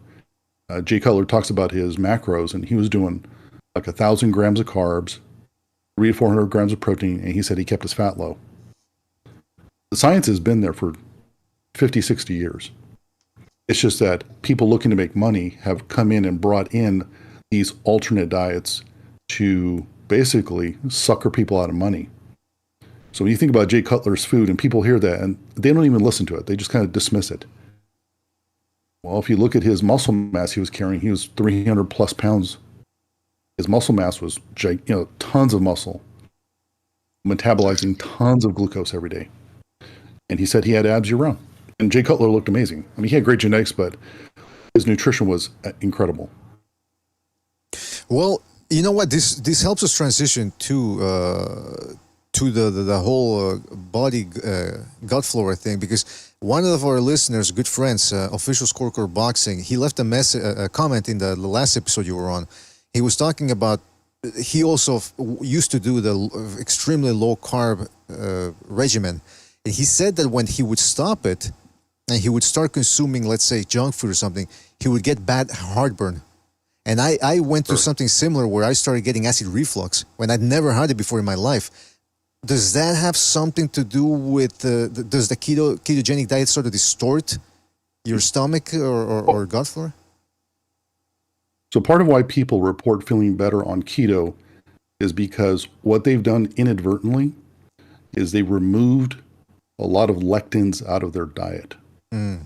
Now, if you really want to start to expand your knowledge of nutrition, is you have to explore lectins. So these are proteins in our food supply.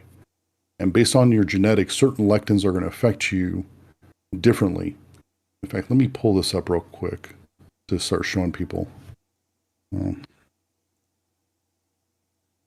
see here. So I'm going to go in here. There we go. This is from PubMed.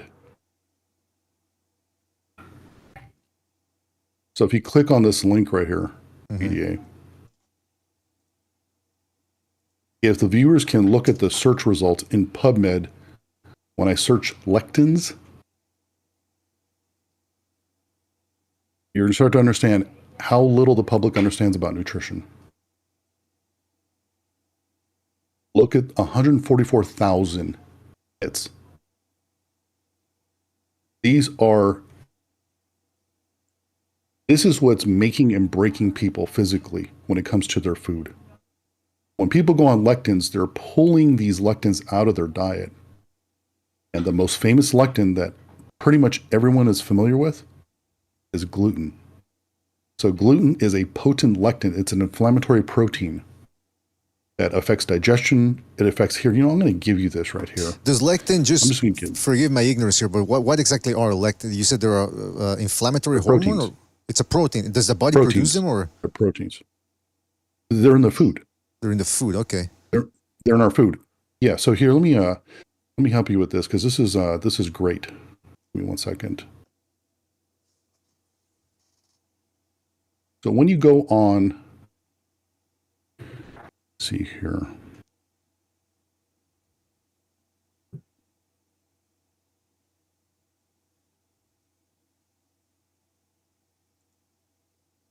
There we go.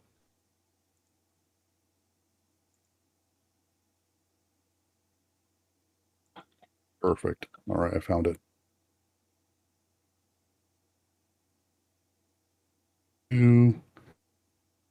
Here we go. Get ready. So there are some articles that come along in my career that kind of open up these wormholes in my knowledge base. And this is one of them. In fact, I'm going to attach this, if you don't mind, BDA. I don't know if you're able to do that. I'm sure you are. Hold on 1 second. Because for that individual who had that question, here we go. Yeah, just to recap what we're talking about, the fact is, official scorecard boxing said he used to try these low carb diets, and then when he would return to eating, I think he said cake specifically, he would get bad heartburn. In fact, if I think official scorecard was in the chat, maybe if he can chime in and let us know, give us more details about that. And then Dr.805 said that this has to do with lectins. Yeah, here we go. I just had to upload the right file. Here we go. It's on its way to you now, BDA. All right. Now, if people want to take the time to read this article, I cannot stress how much data is in this paper. Now, on first pass, it may be a little bit over your head, but I'm trying to open it up here. Contains something called an exorphin. Yeah, keep going. So gluten, there it is. So gluten contains something called exorphins, and this is going to answer your question. So when people go and run and they get this runner's high, their body's releasing what's called an endorphin. Mm-hmm. So endorphins are it's like an opiate. So if you look at the root word endo-orphan, it's the root of morphine. Uh-huh. So these hormones, these compounds in your body, these neurotransmitters, would release this or cause a sensation of feeling euphoric. Well, they also exist in our food supply, but they're called exorphins. Huh. Exo mean outside the body. So when people talk about these are comfort foods, these are feel-good foods, it's because they're literally producing an opioid effect in the body. Now I'm going to go on this because this is going to answer this listener's question. Mm-hmm. These exorphins are also inflammatory, and for certain people, they cause severe gastrointestinal disruption. Lots of bloating, cramping, pain, fatigue, depression. When you go on keto, what you're doing is you're pulling those out of your body.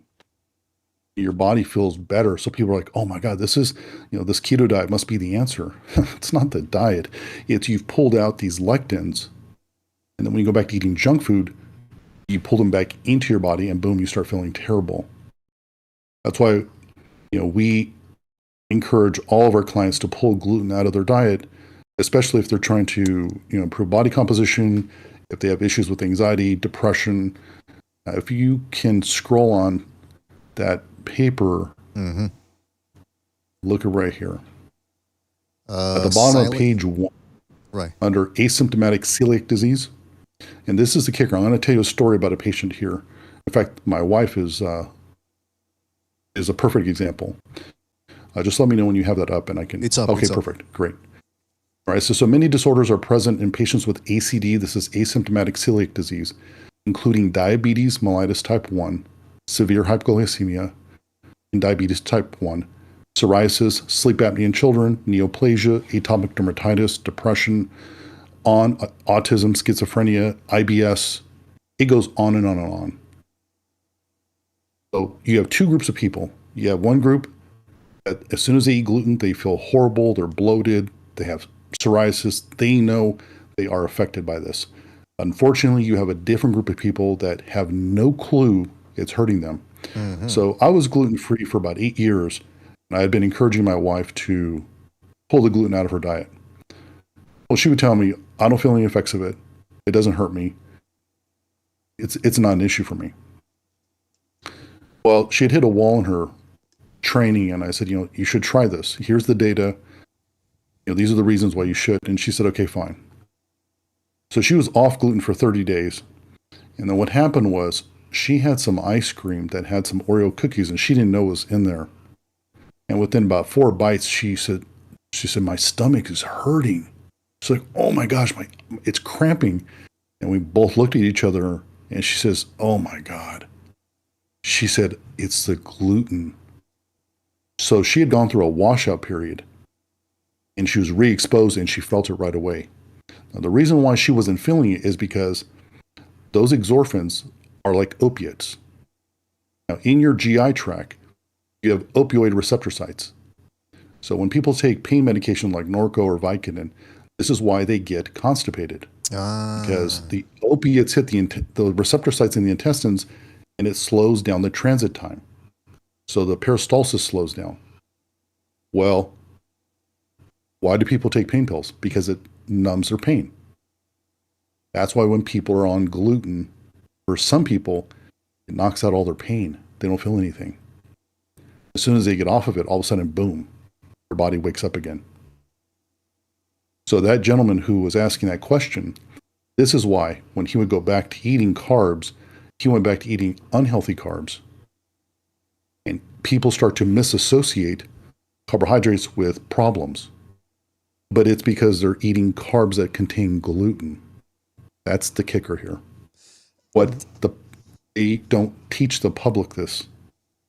So as gluten started to ramp up in our food supply, because if you know this already, then great. But if you don't, the United States government went in and genetically modified the chromosomes of gluten back in the 40s and 50s because they wanted to enhance the wheat commodity. So they wanted to make wheat stronger, produce a greater yield, be more resistant to flooding. When they changed the protein content of wheat, it was something our bodies had never been exposed to for thousands of years.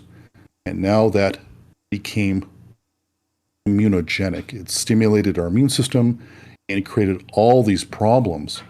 Well, it takes decades for the research to catch up. And then it takes more decades for people start to understand it at the ground level. So this association with carbohydrates, people thinking that they're bad for you, it's not the carbs, it's the gluten that's doing Interesting. Now, it's interesting because in this list that you provided, or in the article, talks about some of the noxious effects from the gluten, glycemia, hypoglycemia, psoriasis, sleep apnea, atopic dermatitis. What's synovitis? Inflammation of the synovial joints. So it's in your joints. So that's why a lot of people have joint problems or pain.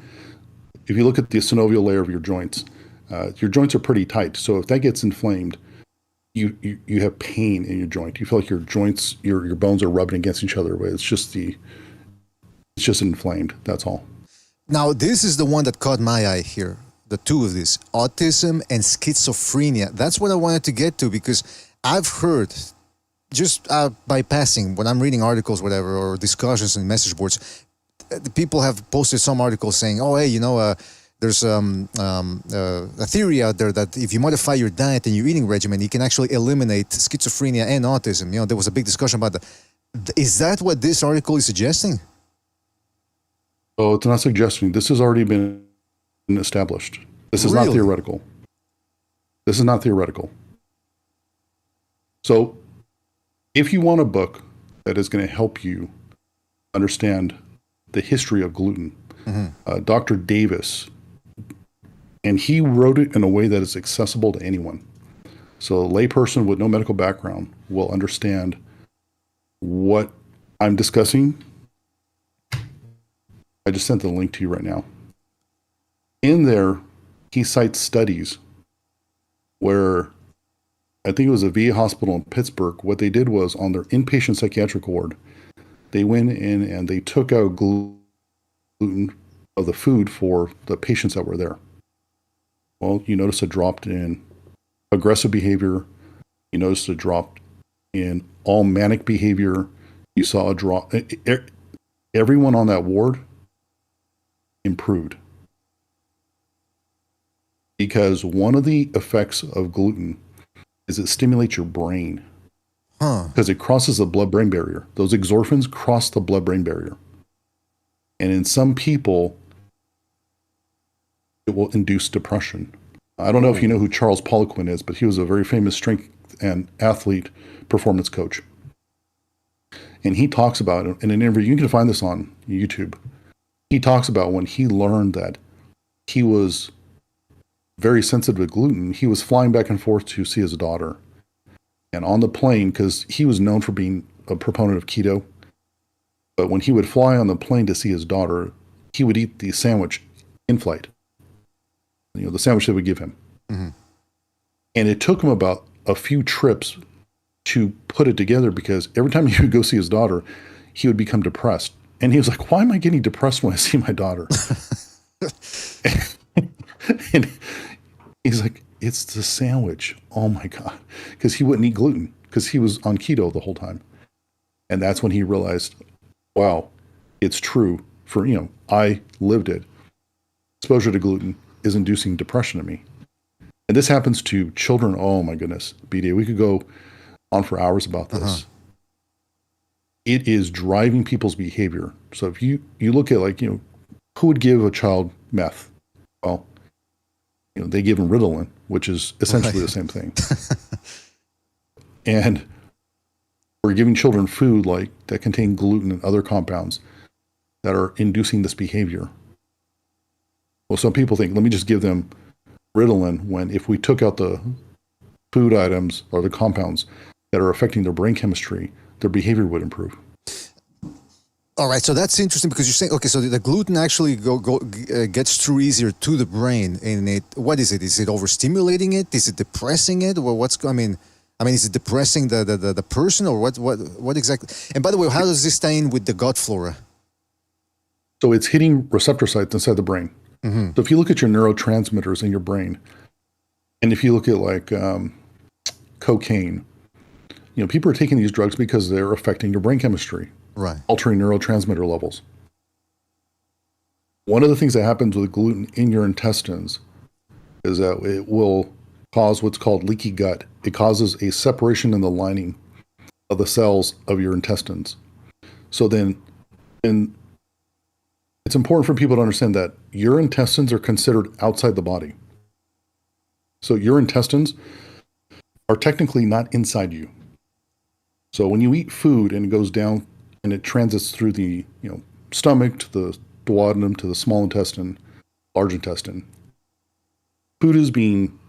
or compounds, nutrients are being absorbed through the walls of your intestines. Well, what happens is the cells separate. So food particles are entering your body in the abdominal cavity in a way that is not supposed to be there. And the immune system recognizes this, and it starts developing antibodies or an inflammatory response to these compounds. So then you have an avalanche of health issues.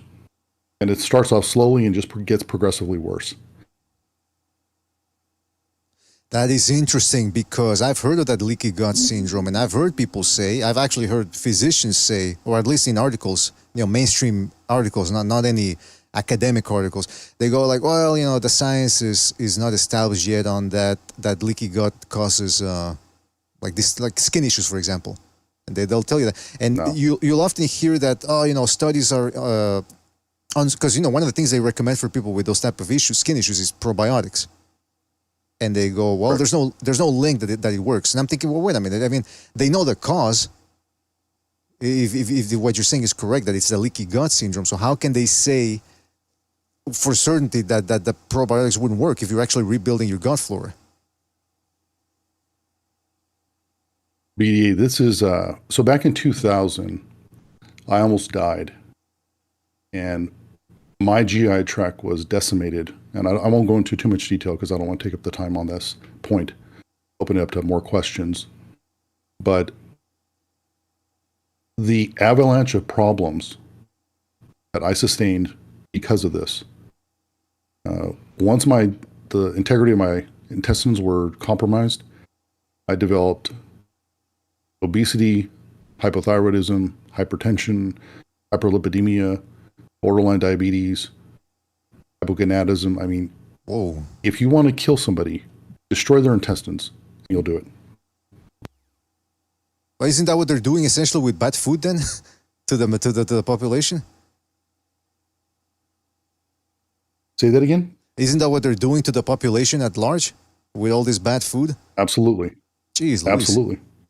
I mean, I gotta tell you, that's. But okay, so going back to the gut flora then. So you've mentioned the gluten. That is the one of the main. So from what I'm understanding is, if you're eating gluten and you said it was the leaky gut syndrome, the gluten, what's going to happen? That it can't the body can't deal with it. Essentially, is it something to do with it's consider it like if you have like a food allergy. Let's say you're allergic to strawberries, and you eat strawberries.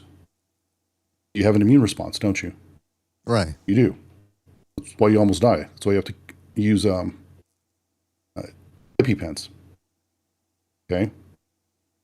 Well, if your immune system's being activated every day like this, after a while, your immune system is going to start breaking down.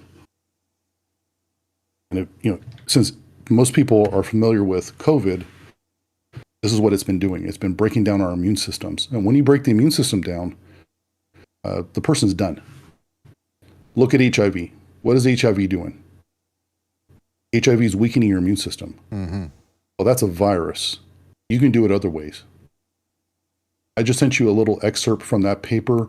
It's on page number 2. And it's going to show you where some exorphins exist. So this is why so many people, when they hear about like, oh, avoid dairy, avoid gluten, it's because dairy is the other huge source of exorphins in our food supply. It says here. So there's so many people that have skin. Go ahead. Yeah, what you sent was gluten is not the only source of exorphins.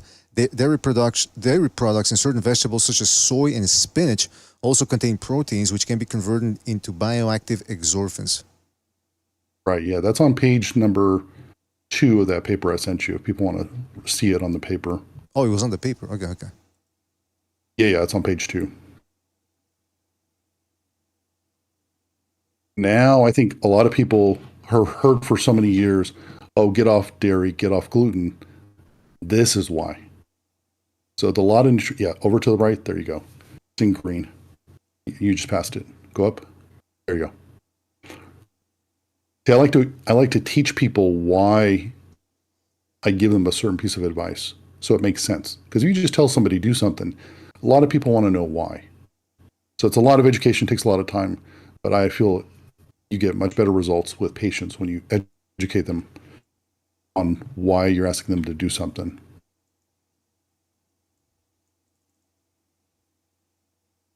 Yeah, so that book is strictly about wheat, and there's other books that talk about dairy. So anyways, getting back to your caller's question as to why he started having those issues, this is why. He didn't know this. Then that leads to another question then. So the gluten starts destroying the intestinal tract, and sugar, once your intestine is weakened or your gut flora is weakened, mm-hmm. Is the sugar going to have the same effects as gluten, or is it in the same family? Or? This is where people have been misdirected when it comes to sugar. Uh-huh. Think of all the sources of sugar that people are consuming. So people are like, oh, don't eat a donut. Look how much sugar has in it. It's not the sugar. What's in donuts? Gluten. So once again, people have misassociated sugar with gluten. Look at jelly beans. If they're gluten-free jelly beans, well, they're good. They're fine. But if they have gluten in them, you're going to have these physical responses, and people think it's the sugar. It's not the sugar. What had you said before, though? You'd said that in another episode that it's a sugar plus the carbs. That combination is the one that actually starts doing. It's the carbs with the fat. Oh, the fat. So yeah, with the food, carbs. the food scientists learned many decades ago. Like for example, I'll kind of repeat this example. When's the last time you sat down and ate out of a bag of pure cane sugar by the tablespoons? Never. Yeah. Because your body really doesn't like sugar like that. That's a fact. But if you mix fat with it, what it does is it tricks the taste buds and it bypasses your taste buds, and you can consume high amounts of sugar. So think of like ice cream. Ice cream has a high percentage of fat. Well, what about sorbet? Sorbet has a high amount of sugar, no fat. Who eats sorbet? Nobody. Because there's no fat in it. Mm-hmm. So people think that they are addicted to sugar. It's the biggest lie. Think about donuts. Lots of fat. Start thinking about chocolate. Lots of fat. Mm-hmm. Candy bars. Lots of fat. Who's eating buckets of candy corn? Nobody. It's disgusting. It's all sugar. It's pure sugar. So since fat slows down your digestion, it slows down your body's ability to metabolize all that sugar. It's really a real nasty combination. But, they did it intentionally to sell more food. Because if you can get people to have a drug-like response to food, they're going to come back and keep eating. So that's interesting. So if somebody were to, because I was exactly in a little bit of that same conundrum where I was about to start drinking kombucha about a month ago, and then I would look at the ingredients and I would see cane sugar, and I was thinking, well, do I really want? I know it's not white sugar, but it's still sugar. So I was thinking, is it really good for me or not? So if you're drinking kombucha, even if it does have cane sugar, it's relatively healthy, good for the body. People don't realize how many minerals and vitamins are in cane sugar. Yeah. If you do the research, you can go on YouTube. There's lots of people that are farmers that will teach you about food. There's lots of vitamins in cane sugar. Oh, there you go. And I saw somebody in the chat was talking about Coke. Here's the other trick that the food companies learned. If you mix sugar with caffeine, you get the same effect as fat and carbs. So look at what Coca-Cola did. Have a Coke with no caffeine. You're not going to drink it. It's going to be syrup. It's gross. So wait. Just repeat that then. So caffeine plus sugar. No, what did you say? Caffeine plus sugar will do the same thing as carbs and fat. So basically, carbs are sugar. Wow. Okay. So then look at Starbucks. Isn't that what they're doing? Yeah. Caffeine plus sugar and everything. It's like my father calls it. It's essentially ice cream. They're the biggest drug dealers in America. Well, we should maybe call them that, man, just to keep our ass protected legally. Well, I mean, caffeine. I mean, look at the caffeine they're selling with sugar to children, to adults. Look what they're doing.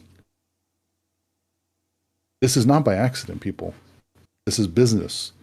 And if people wonder, well, why would somebody be that nefarious? I said, well, they sell cigarettes, they sell alcohol, they sell lots of stuff that are bad for you. They don't care. Of course, yeah. Because they're not forcing you to buy it. And by the way, just to recap here, official scorecard of boxing is Stefke, as he's known in the chat. He said that essentially he's the one with the heartburn. He said essentially what he had said was that he would get terrible heartburns whenever he would eat pizzas and other things with white flour, dough, and wheat. So essentially he was probably eating pizza and cake. So it goes back to what you were saying, which is the carbs plus fat. That's what's going to do you in. It's not the sugar itself. Well, then do you add sugar? That's the problem, right? That's another problem.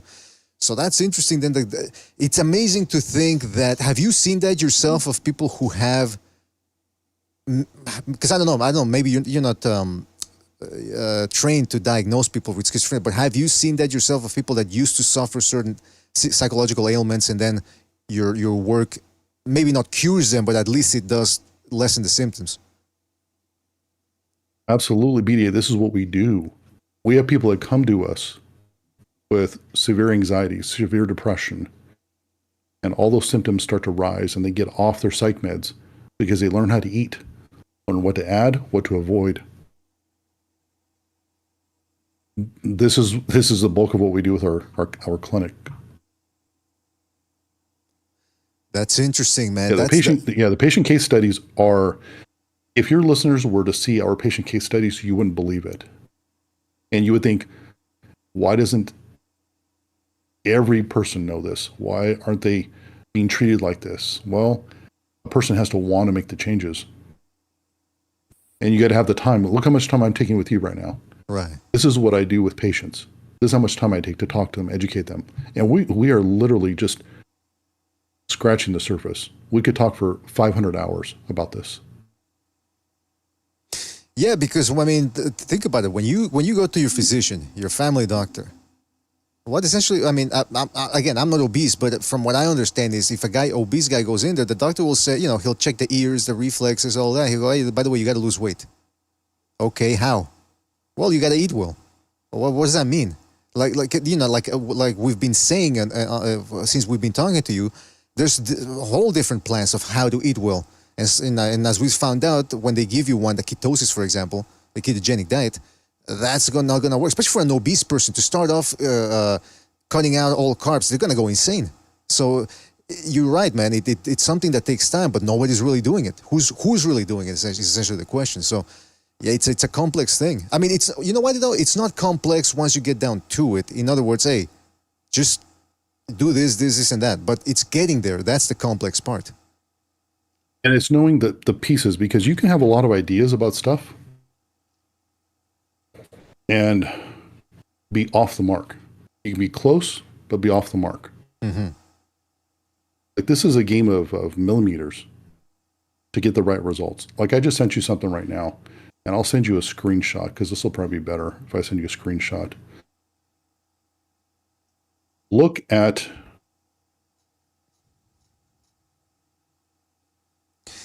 rates of gallbladder disease every year in the United States. What exactly is gallbladder disease? Gallbladder is where you have to have your gallbladder removed. Yeah, but what's going on with the gallbladder? What's the problem? It's too much fat in your diet. In fact, I'm going to send you a screenshot so people can see this. So when I was telling you about, I try and teach people about what the body tells us about food. Mm-hmm. Look at the prevalence of gallbladder surgeries in the United States. This is just from 1 year. I just sent it over to you if you can load that up. 1.2 million removal procedures are done each year in the U.S. Correct. Your body has a very low capacity for tolerance of fat. This is not new. This is established for decades. For decades. In fact, I'll send you something else here that will... Now, the gallbladder, essentially, it creates bile, right? Correct. Emulsify fat. Oh, okay. So that's where it ties into the, okay. Yeah, because I was going to ask exactly, so it's being overworked, like you were talking about the adrenal glands? Correct. You're taking too much fat that your body can't handle. Let me send you this link right here. This is going to show you how dangerous this is for females. You see, what I do is I look at the body, and the body's going to tell me where it's going to break first. Well, the body's very susceptible to fat. It's very weak. People think that, oh, our body can just metabolize unlimited amounts of fat. I said, are you joking? This is why we have so many gallbladders removed every year. And once your gallbladder is removed, your metabolism is never the same. Whoa. Never the same. This is, I would assume that this is like a last-ditch procedure, right? Or like a... No, usually people are in so much pain, you have to take it out. Whoa. Or you'll end up with like pancreatitis or an inflamed liver. Like, no, once it's gone, has too many stones in it, it has to come out or it can kill you. Because that can rupture. If you click on that link right there, and Jimmy, are you there still? Jimmy? Yeah, he's still here. Well, he's on the panel, but I don't know if he, yeah. Oh, okay. So, like, this would be, because Jimmy was talking about, I think his wife was trying to diet. Well, if you click on that link right there, BDA, this is from Radiopedia. So this is what they teach doctors and nurses. It's called the 5 risk factors for cholelithiasis. Look at the 5 risk factors for gallbladder disease. And you tell me if women should be doing keto. Well, what does it say here? So it says the 5F rule. Yeah, what does that mean? These are the 5 Fs. If you're fair-skinned, fat, female, fertile, and over 40, your risk for gallbladder disease goes up. Whoa. Yeah, every woman should know this. Every female should know this. So their threshold for fat is a lot lower than men because our bodies are different. Right. Genetically, we're different. Men can handle more fat on their diet. Females, I can't tell you the number of females that I treat that have no gallbladder. They've already had it taken out. Some girls at 20, some girls at 24, 26, 30. Yeah. That young? Oh, yeah. Oh, yeah. Well, can I ask you something about that, though?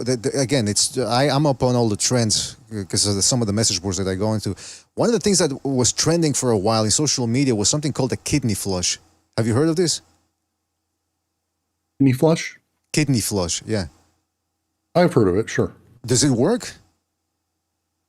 Well, if you're trying to remove kidney stones, there's things that will help break down some of the stones. Uh-huh. And there's also things that you need to take out of your diet that contributed to that. So now that you said that, I'm going to send you something right here that's going to show you some of the other dangers of keto. Now, I hope your listeners appreciate this because this is all coming from patient case studies, and people are getting devastated from this. So here's another risk factor.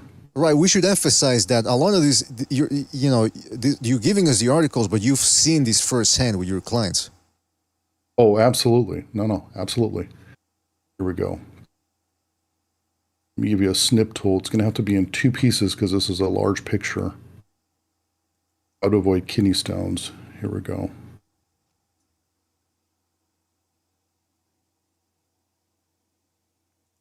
Because once again, I get a lot of people that come to me and they've tried different diets and they've failed and they feel horrible. They're having issues and they need help. They're like, well, help me. This happened. So I'm basically doing what I'm doing right now. We got to teach them why those diets hurt them, why they ended with kidney stones, why they ended up with their gallbladder being taken out. All right, that's example 4. This is example 5. Yeah, we can. If you have listeners that have questions, you can, bring them up as well. I don't want to. Yeah, I'm about people to. Feel like I'm just talking. I'm highlighting some of this, some questions here because so essentially, I think what we're going to get to here is when you if somebody has gallbladder problems or gallbladder stones with your diet, can you reverse that and downright eliminate it or eliminate those ailments? You can, yeah. There are supplements that will help you break down gallstones. Yeah. So if you look at this right here, once again, this is another risk factor when people get on keto. It does increase your chance for developing kidney stones. I just sent it to you right now if you want to load that up. I got the first one says how to avoid kidney stones. Right. So that's how to avoid kidney stones. And the next one is you pull that up. There we go. 5 ways. It says drink plenty of water, eat calcium-rich foods, reduce sodium, limit animal protein, avoid stone-forming foods.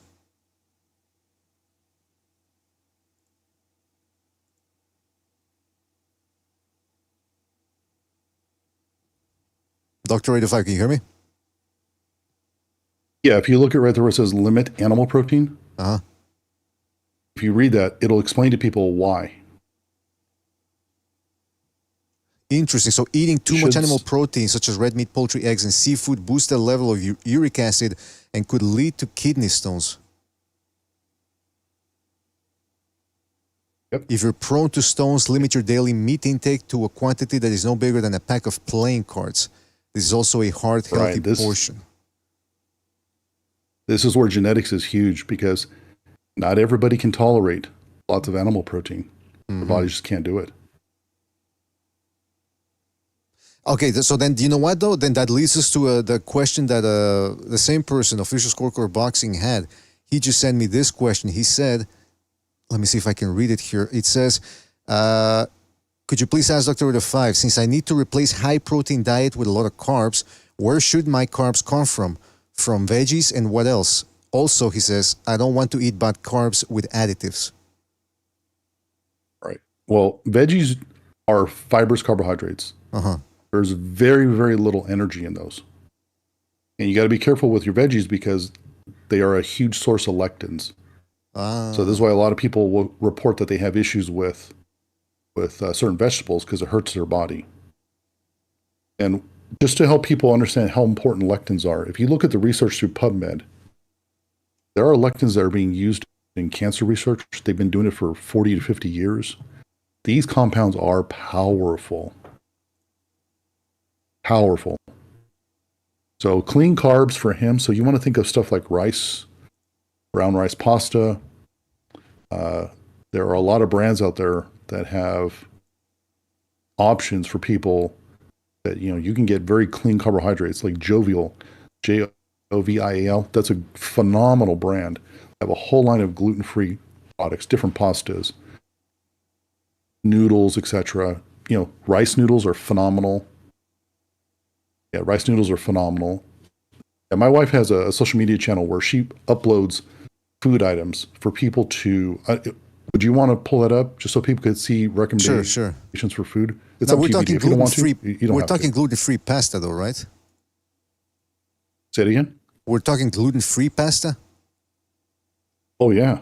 Okay. It's incredible. Yeah.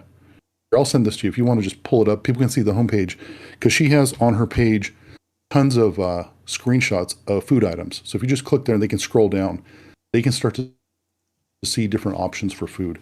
And this is getting back to food diversity. You see, people have to enjoy the food they're eating because if they don't, if you just scroll down, you're going to start to see all these screenshots for different food items. Keep going. And people say, well, how can dark chocolate cherries be healthy for you? Well, there's no gluten in it. It's dark chocolate. It's cherries. You eat the right amount, control your macros. There's dairy-free almond milk pudding. If you look at like that halibut, it's gluten-free breading. Boom boom shrimp, gluten-free breading. The macros are excellent, low fat, good carbs, good protein. She gives people a variety of food items because people don't know what to eat. See, she's been like a professional shopper for like over a decade, and she finally said, I'm sick of sending people emails because they're always asking her for food recommendations. She's like, I'm just going to create a channel and put these food items up, let people look at it, and they can start to see what they like. So there's like over 270 videos, I think, something like that. And she adds like 3 food items a week. So people can, so BDA. So on the bottom right there's a muscle tissue video. If people want to watch that, when they have time, they'll learn so much about the muscle tissue, and because we're going over some of this, right? And I'm sending screenshots of that, and we can go into greater detail. But yeah, if people have more questions, ask me, because if you go back to like the shorts page, that guy's asking like what carbs. I mean, there's rice noodles, there's rice pasta. Beans are phenomenal. There's white beans, navy beans, great northern beans, black beans. They're a good source of carbs. The gluten-free oatmeal is phenomenal for clean carbs. So you can eat healthy. You can also have food that you can enjoy that people would classify as junk food, but it's clean. So, like for example, those dark chocolate cherries. People look at those and I say, okay, well, compare those to like a candy bar, Snickers. And people are like, oh, wow, these are like actually really clean. There's only a few ingredients. I said, right. It's just you got to know how to look for these food items. Because it's $1 billion industry, because these companies realize that people are getting more health conscious and they're creating so many incredible options. Like bread. He can have high quality gluten-free bread. Canyon Bakehouse is a phenomenal brand that puts out tons of options. Like Trader Joe's, if you have a Trader Joe's near you, there's no reason why anybody can't eat healthy, because Trader Joe's is known for having very affordable prices and tons of gluten-free options. Like there's a English muffin from Trader Joe's that's like 1.5 grams of fat per English muffin, which is incredible. No gluten in it. The carbs are great. A little bit of protein. But this is how you start to stack out your diet. And getting back to the food diversity BDA, I had a client that I started yesterday, and he came to us because his nutritionist he had been working with, he said, I was literally at the point where I was going to throw up if I had to eat any more chicken, rice, and sweet potatoes. And I explained to him the reason why he was having that reaction to the food is because his body was rejecting it, because the body was signaling to him that it needs new food items to fertilize his intestines. So when you bring in different foods, what you're doing is you're feeding different flora to enhance and get a very robust culture of flora in your intestines. And that is how you really enhance your health. So like eating the same stuff, horrible, terrible. So a lot of guys that really don't know this and they just kind of learn from friends, or they watch podcasts and they're eating chicken and rice and oatmeal all day long. Right. It's very unhealthy because you become nutrient deficient. That's interesting, man, because really, man, when you put it from my perspective of a layman, it's true. If you would have asked me a year ago, it's like, what's the healthy way of eating? Well, yeah, essentially what you said, chicken, broccoli, salads, what was the other one? If you're going to eat some carbs, you eat sweet potatoes. And because you think you're getting the essential proteins and nutrients that you need, but then you're saying it's not as simple as that. It's also about the variety. to replenish and maintain the gut flora. That's the interesting part right there, man, that I had never taken into consideration. The other thing is, Official Scorecard Boxing says, that's interesting, doctor, because I had uric acid attacks on my foot joint, but they occurred only when I would combine a lot of protein with fruits or alcohol, fructose. Well, first of all, what's a uric acid attack on a foot? What is that? So when the levels of uric acid builds up, it forms crystals in your joints. Whoa. And you want to talk about pain? It's like shoving pieces of glass in between your joints. Ay. So that's what Official Scorecard was going through. So he says they only occurred when he would combine a lot of protein with fruits or alcohol. Because his threshold of foods that are high in uric acid would spike. And then it was too much for his body to process. Wow. Because of his genetics. Man, that's insane.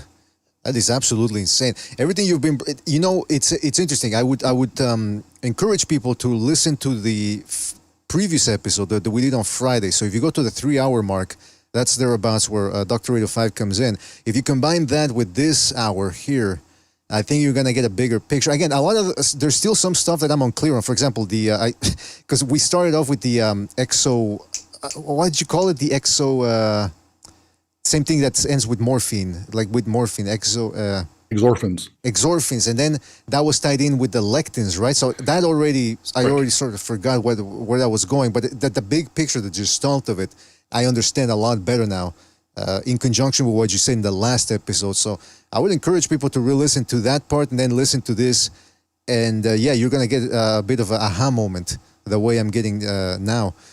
What else would you like to add to that, Dr. 805? Well, I want to give credit to my wife because years ago, I used to criticize her because she was always changing her food items up. And I didn't understand why she was doing it. And she would tell me, well, I'm tired of this food. My body's telling me something different. And over the years, I've learned that females have a far greater intuitive approach to their food. Mm-hmm. It has to do with genetics and the fact that they carry children. So women tend to be categorized as picky eaters. It's not that they're picky eaters. It's just their body is telling them, don't eat this food because it's bad for you. So once we started doing a lot of food and genetic analysis on females, a lot of the foods that they would never eat were on foods that were considered avoids for their body. It is mind-blowing. So it really opened my mind up to understanding just how different females are compared to males when it comes to their nutrition. And as I've gotten deeper and deeper into this and started really changing up my food variety, it has enhanced my mental health, my physical health in ways that I never understood. And it's unfortunate that people have to kind of go through this to understand what I'm saying. Uh-huh. But most people won't do it, so they'll never understand. And like yesterday, here's a silly example. I picked up a jar of pumpkin seed butter. It's like almond butter, but it's from pumpkin seeds. Okay.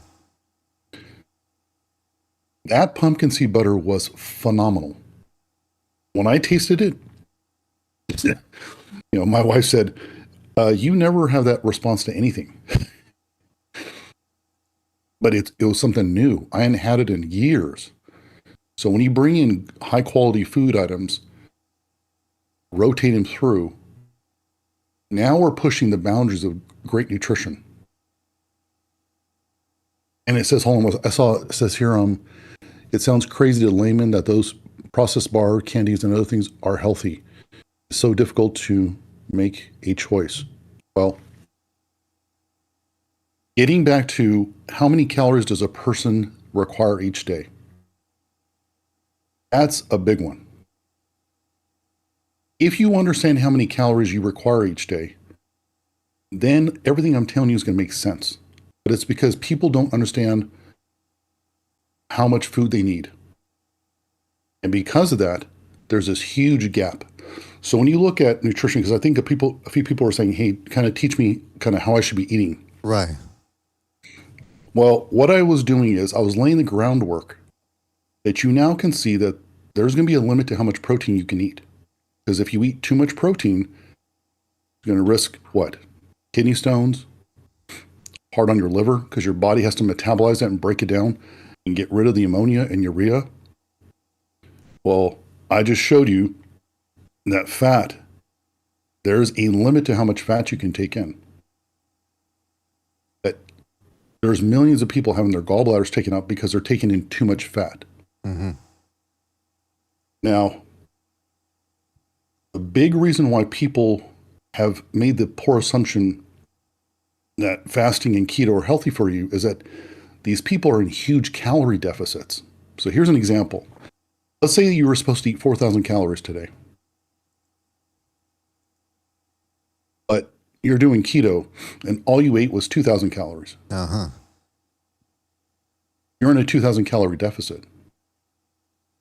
So if your percentage of fat on that 2,000 calorie diet is higher, it's not going to affect you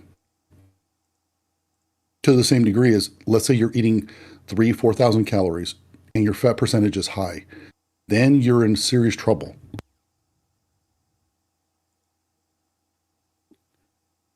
So a lot of these people are eating unhealthy levels of food, but because they're in such big calorie deficits, it's cushioning them so they don't see the effects of it. Right. It's a mirage. Like, for example, yeah, it's a mirage. Right. So here, watch, I'll show you. Let's say a guy's 5'10", 250 pounds. And let's say we took the classic 1 gram of protein per pound of body weight. Okay. Mm-hmm. That's what? 250 grams of protein. Right? 1 gram per pound. Okay. Okay. So that's 250 grams of protein. Well, each gram of protein is only 4 calories. That's only 1,000 calories. Uh-huh. And if you're burning 4,000 calories, you're only getting 1,000 calories from 250 grams of protein. Right. And if anybody in the chat has ever eaten 250 grams of protein, animal protein, yeah, you know what? That's the thing that they would tell you with the with the ketogenic diet and carb backloading. They would say, well, you got to eat. I forget the percentages, but it was protein plus fat and then just some carbs. But now I'm thinking, how many calories are you actually getting out of fat? Because they would say, cook your food with like dog fat, for example, something really heavy, and throughout the day just eat spoonfuls of coconut oil. And I'm thinking, well, yeah, but how many calories are you going to get from that? You know what I mean? Well, let's say, so you had 250 grams of protein, and let's just say you had 200 grams of fat, which is a tremendous amount of fat.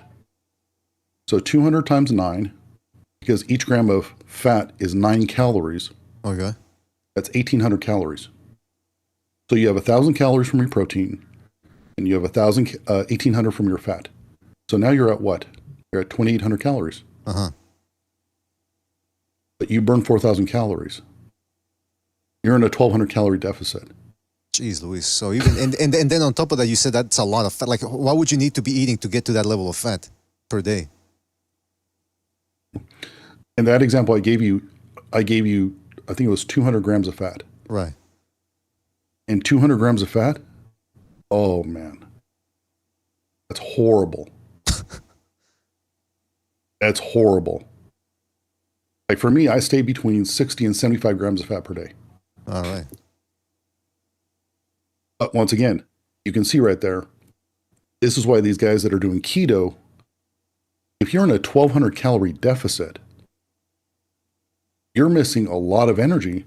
So the body is trying to burn up all that fat and use it for energy because it's lacking. It's lacking.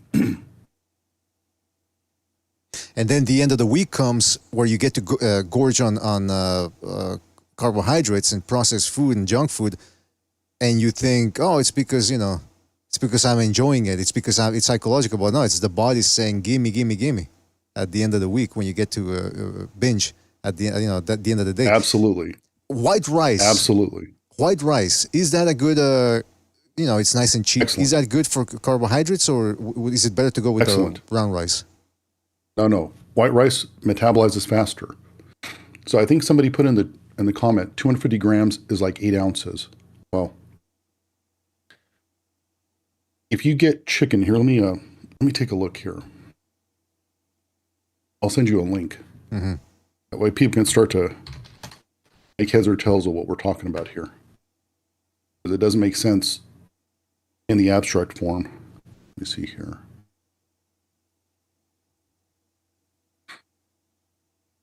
Yeah, and I just like. BDA. Yeah, you're sending it here at the link. Oh, there we go. There. Fat secret. All right. So if you click on that link, and we'll kind of do this together. Up on the top search bar, you can just type in chicken breast. Food search. Okay. Yep. Chicken breast. And then let's take the second link. It should be skinless chicken breast. Do you see that there? Right. All right, skinless chicken breast. Now, if you look there, you see where it says serving size is 100 grams? Serving size, yeah. And how many grams of protein? Where is the protein? It's on the left side, 23 all the way down. 23.09. All right. And I think this is for Rapax Trucking. I think that's who I posted this. Uh-huh. To get 250 grams of protein, so let's do the math. If we just did chicken, right, and you took 250 divided by 23, so what's 10 times 100? Whoa. It's 1,000 grams of chicken. Right. Yeah, it's not 250 grams. 8 ounces. No. It's 1,000 grams of chicken to get you 250 grams of protein. Well, that is an astronomical. Right. And it's also with the calories thing too. It's 110. You're saying for most of the clients that you're well, it's around 2,000, right? You said calories per day. Well, like let's take this example right here. So you would need 10 servings to get 250 grams of protein. Jeez, Luis. But in that you have 1.24 grams of fat. So you would have to pull out the fat if you really want to just get the calories from protein. But let's say it's 110 calories for this with the fat and the protein. So what's 10 times 110? You do the math for me, Doc, because I'm getting lost here a little it's bit. It's 1,100 calories. How much? So people don't realize that it's only 1,100 calories. 1,001, okay. That's it. So if you burn 4,000 calories and you've only taken in 1,100 calories from your protein, and you're eating 1,000 grams of chicken. And then on top of that, if you're eating so much meat, like we already discussed and you pointed out, it's now you're starting to run at risk of your body having to process all that, and it can lead to kidney issues and gallbladder issues. Correct. So part of when you look at the food recommendations we give people is here's another component to your nutrition. You have to think about the metabolic stress of metabolizing that food. There's been a lot of miseducation that you need to eat all solid food. Well, the more solid food you're eating, you're putting stress on your digestive system. It has to work super hard to break that food down. And over time, your intestines will get tired. This is why people will say, I can't eat anymore because their body's fried. Jeez. Their body's fried. So when you learn to mix in whole foods with faster metabolizing foods, that is the potent combination here. And I know a lot of people don't understand what I'm talking about.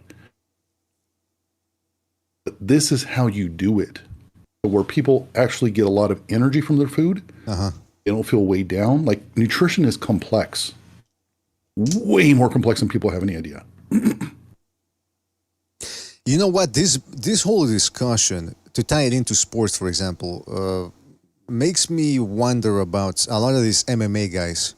Because more than any other sport, MMA is a little different from boxing training. First of all, obviously, it's different disciplines that they're mixing in together. You know, they got to practice their kickboxing, their jiu-jitsu, their wrestling, and so on and so forth. But then on top of that, the training also is a little bit more varied. That they perform more weightlifting than the average boxer does. So and then on top of this, a lot of these guys are on PEDs. So when you hear guys like Georges St. Pierre in his prime, he said he would do 3 a days, meaning he would train 3 times a day, which to me is inconceivable. I mean, I'm sure he's not redlining in every workout per day, but he's still 3 workouts per day. So then on top of that, what's their diet? Chicken and broccoli. That's what they do. So I can't. Do you think that? I always used to think that the reason why there's more injuries in MMA is because they're actually rolling in the floor when they practice jiu-jitsu. That's, to me, that I've seen more injuries from jiu-jitsu than I've seen from actual boxing. But now I'm starting to think, is it maybe another big factor? It could be that, but it could an exacerbating factor be the bad diet, that they're putting their body into overdrive and they're not feeding it properly? So I just sent you a screenshot if you want to load that up for your chat to see. So when you talk about anaerobic exercise, now let's really start to cook here. Everything we've set up to this point is just kind of getting everybody's ears wet. When you're engaging in anaerobic exercise, the fuel source for that exercise is glucose. If you can pull that up, I don't know. Do you have that? Yeah, it's up. Yeah. Oh, it is? Okay. It's glucose. Rolling, jiu-jitsu, boxing, there is cardio involved, but it's primarily anaerobic training. Explosive. So if you're not giving, say it again? Explosive. Correct. If you're not giving your body the fuel source that it needs, because remember that paper we started with, your muscle tissue is the largest metabolically tissue in the body. And the main disposal site for what? Glucose. So a lot of these guys that get into sports, they have really good genetics. They have really good muscle genetics. So they don't get this because their body preserves their muscle mass at a high rate, but you're going to see it in other areas. You're going to see it in injuries, recovery. See, a lot of these guys that train UFC, they have no clue how to use food to recover because they're in huge calorie deficits. Right. Edie, we've done this. And because you have to some keep of these in mind, guys, real quick, you have to keep in mind that the owners, when you watch interviews with these trainers or you watch behind the scenes, for the training and all that, what are they always saying? We got to keep your weight down. It's always a fight to keep the weight, to make weight on the day before. So they're starving themselves, and they're eating chicken, broccoli, and all that because they think they're going to stay lean. So I just wanted to emphasize that. Yeah, but if you look at that example I gave you for that female patient, she gained 1 pound of muscle, lost 2 pounds of fat in 3 weeks. You can do that, but if you're looking at the scale, you think, oh, we got to cut your food, which is the stupidest thing to do. Because what I could do with that girl, that example, I could water cut her and she could drop 10, 15 pounds within 3 days. Because more muscle, more glycogen. Here, let me send you something. And I think if you're open to this, let me share this with you. This will blow you away. This is going to help your viewers get this. This is probably one of the best examples I've seen, an explanation for weight cutting, water cutting. Here we go, I'll send it to you right now. It's only like 1 minute, so it's up to you if you're okay playing this, and I'll tell you kind of where to start. Okay. So if you go to minute 10 and 25 seconds, Greg Doucette is going to give one of the best explanations on water cutting within 2 minutes. All right, guys, I'm here. Everyone's going to understand how this works. About the minute. I don't know if I'm back. Can you guys hear me? Oh, I'm back. Yeah. No, well, I apologize. That the connection got cut. Everything got cut here for. I don't know if I don't even know if we're back on the Bailey, air. she had that. Anybody that got maybe in a car. Okay. So that's why the video wasn't playing. Yeah, sorry about that. So essentially, the connection got cut. I'm just trying to verify we're back on the air right now. Yeah, we're back. All right, fantastic. Can you hear me? Yeah, I can hear you. Yeah, so if you go to minute 10, perfect. Okay, minute 10:25. That's where the video queues up, and it's only for 2 minutes. And I'm telling you, this is the best explanation I've ever heard on water cutting. All right, let's hear it. Accident could have some severe damage of the muscle that can do that. So I just want to touch on that's probably what that was. But as far as the suffering that you did, it sounded like you were doing things the wrong way. When I went way back to having to cut weight, I first was doing it for bodybuilding. So in bodybuilding, you had to get dehydrated but not lose the muscle fullness. So you had to have the muscle swelling and looking good. And what we would do is we would deplete glycogen stores for 3 days by cutting out carbs. So you could eat fats and proteins, just cut out the carbs. So you cut out the apple, but you could go ahead and eat as much salmon or even like junk as much as you want, so long as you're not eating the carbs, because you're going to dehydrate the muscle glycogen.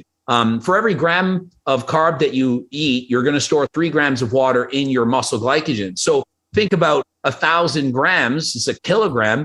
You're going to store 3 kilograms of water. You're looking at 8 pounds right there. So just by doing that, so just if I had to cut 20 pounds right now in a week, for 3 days, I wouldn't have any carbs and I would drink a ton of water, like you're saying, 2 gallons or more.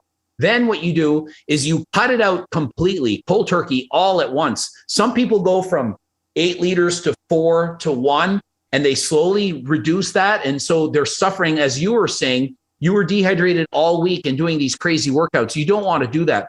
When you drink a lot of water, you're tricking your body into thinking, there's an abundance of water. I don't have to store any of it. I'm just going to piss it out. And that's what you do. You keep pissing. Then when you stop it, suddenly the body's thinking, well, I'm going to get in another 8 liters anytime. And it keeps peeing. You lose a ton of weight. You could easily lose 10 pounds just from doing that.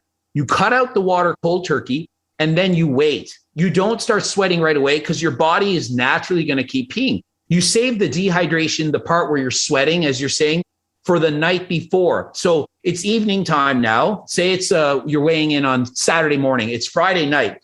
That is when you start the sweat process. And you can do that through a number of ways. And I could rank them in order of the worst to the best. The best is you're in a warm environment. So could you just please recap what he the gist of it? What's he saying essentially? Okay, here we go.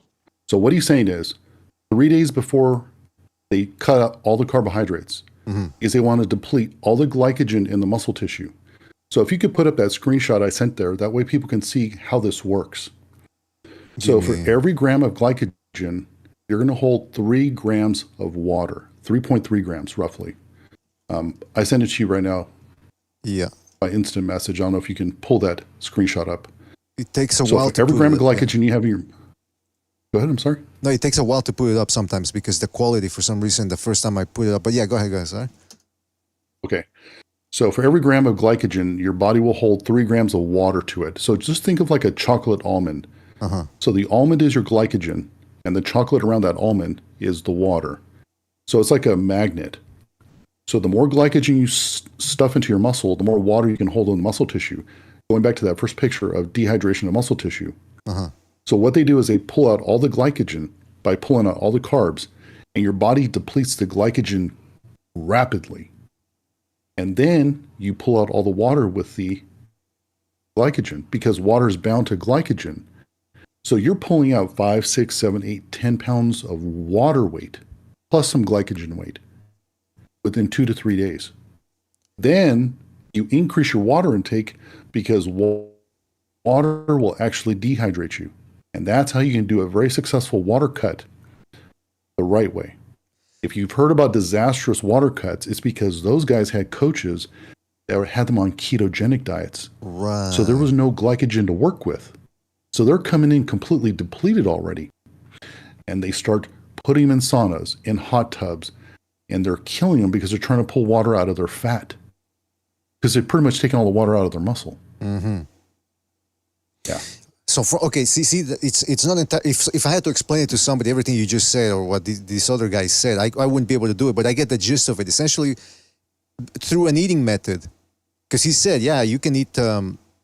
You just cut out the carbs, but you're still eating. Whereas the traditional way in boxing and MMA training is, well, you're gonna starve yourself on fight week. You're gonna reduce your water intake. You're gonna be working out, spitting in a cup, trying to get as much water out as possible.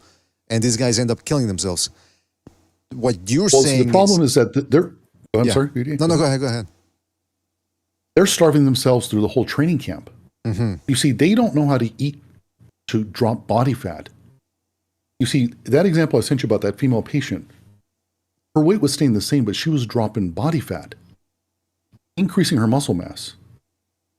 That is what you want because then when you do a water cut, you can drop 10 to 15 pounds in a week. All water. And it's easy.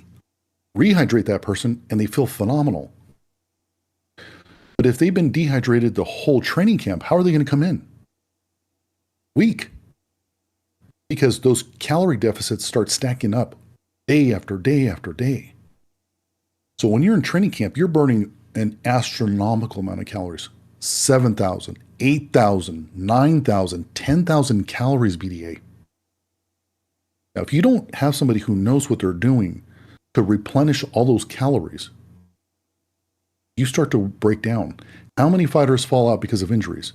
How many fighters fall out because they get sick? Oh, yeah. Because they break their bodies down. Getting back to what you asked about the UFC fighters, this nutrition knowledge that I'm sharing with you, not very many people really understand how to do this well. How I got here is by studying all of this, working with athletes, working with clients. I learned, it clicked. I said, okay, pushing somebody's performance super high, doing 2 hours of weights, an hour of cardio every day, they can't sustain this. They're going to break down. I wanted to learn, what can I do with food? How far can I push food and use that to change the body composition of a person just with food? So once I did that and I got rid of cardio and I stopped using cardio as a crutch, it forced me to change my perspective on nutrition, macro ratios, what the body can actually do. And that's when I got into metabolic conditioning. You condition your metabolism to be very efficient at burning fuel. People don't understand this because they never go through it. They don't see it. Your body's capacity to metabolize carbohydrates is almost unlimited. It's almost unlimited.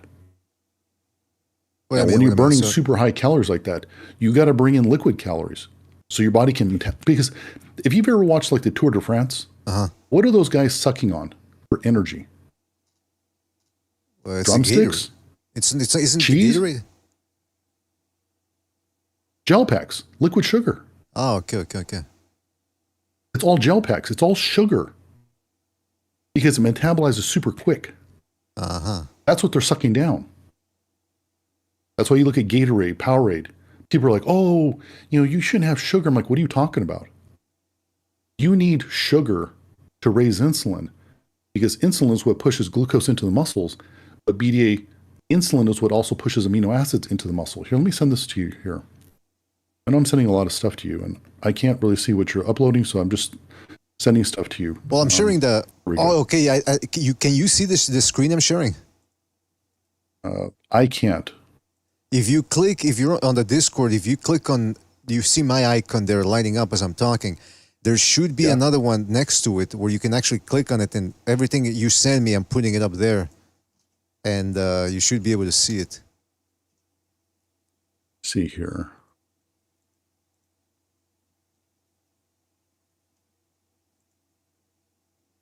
I mean, it's not important as long as the people can see it. And I mean, you already got it up, so okay, we can figure that out later cool. too. Yeah. So if you look at that screenshot I put of insulin, people don't understand insulin. People think of it only with glucose. No, insulin is what pulls amino acids into the cells with glucose. You need carbohydrates to open up that portal so they come in together. People think like, oh, I got to eat protein for my muscle recovery. Well, how are you going to get those amino acids into the muscle cells? You need carbohydrates to bring the insulin up. And then it sucks them both in. That's why I'd asked Jimmy a long time ago. I'd asked him, Jimmy, we were talking about the ketogenic diet, and there was a whole discussion in message boards about, well, can you actually bodybuild if you're on the ketogenic diet? And Jimmy had said that he'd heard that the way he'd done it always was carbs. You need carbs. So you're saying you need carbs to open up that door, not just for recovery, but for muscle growth as well. Well, I mean, recovery is for the muscle growth as well. So you need that to open up the pathways. Correct. Interesting. And you just remind me of something else, because everything you're throwing out at me, it just makes me think of other things as well. The other thing, we were talking about the UFC fighters, and essentially they're like you said, they're burning astronomical quantities of calories, and then they're eating their chicken and their broccoli and their yams, which we've concluded that that's not, you're at a deficit day in, day out, day in, day out. Another thing that I would hear on Joe Rogan when he would interview MMA guys is about their cheat day. They always have one cheat day where they can indulge and eat, junk food. And apparently some of the crazy things some of these guys told Joe Rogan. Joe Rogan said that he'd heard one guy would go, okay, I got 1 day to eat everything I can before I go back to training and my regimen. So this guy would take a hamburger and put a donut in it. And so essentially they're mixing in so much food, so many carbs. And I used to think that was psychological, as I've said before. But now it makes me think again, based on everything you're saying, it's their bodies demanding it. And they don't really realize it. It's not a psychological thing. Absolutely. It's physiological, yeah. If you could put up the before picture of my wife, for a lot of people that didn't see these examples on Friday, I'm going to share something with you that's going to really crack your brain. And this is because I've learned how to push food and how sensitive the body is to caloric deficits. So if you show people the before picture. It's up, yeah. Okay. And then I show people the after picture. There we go. If you can zoom in, so you can get a better look at her. There we go. Look at the legs, the muscle tone. Mm-hmm. EDA, all we did with her is she never went deeper than a 350 calorie deficit. 350. We did that. I'll say that again. We didn't go deeper than a 350 calorie deficit, and all we did was move her up and down slowly. Because let me tell you how sensitive the body is. The body can detect a change in 50 calories per day. That's how sensitive the body is. The body is so amazing. But most people, when you hear about calorie deficits, they're like, okay, just cut your calories 500. I'm like, what are you talking about? So I went down, I want to see, does the body detect 10 calories, 20 calories, 30 calories, 40 calories, 50 calories difference per day? That was the trick. So why would you cut 300 calories when we can get the body to start dropping body fat at 50 calories? Mm-hmm. But you got to be consistent. You got to eat the right foods. Get gluten out of your diet. Get dairy out of your diet. Doc, did she work out hard during that time period too? I mean, because she got muscle separation and quads and everything. All right, Jimmy. Thank you. You're back. Well, I was traveling. And where I was, you wouldn't have heard me. It would have been a pain in the ass. So that's why I didn't speak. But I was listening the whole time. Here's the kicker, Jimmy. BDA was talking about UFC fighters. If you don't know how to train, you're going to break your body down. So when she first started, she was training heavy. Why? Because all the girls on YouTube, all the fitness girls are lifting heavy weights. And what do they all experience? Injury after injury after injury. Mm-hmm. So I let my wife go for quite a few years. Most people who aren't on gear, I'd say 90% overtrain. They use weights that are too heavy and they train the muscle too often. And it just breaks it down. So what she finally agreed to change her training style. So I said, okay, let's do this.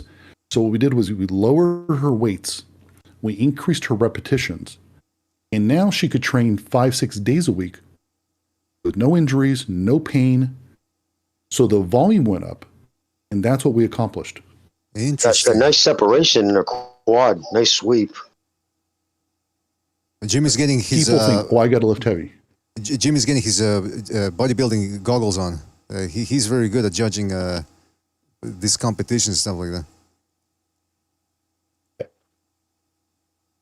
Because the other component to this, and I can bring this in on another discussion, is the nervous system. So part of what people don't understand about nutrition is, what role does the nervous system play in all this?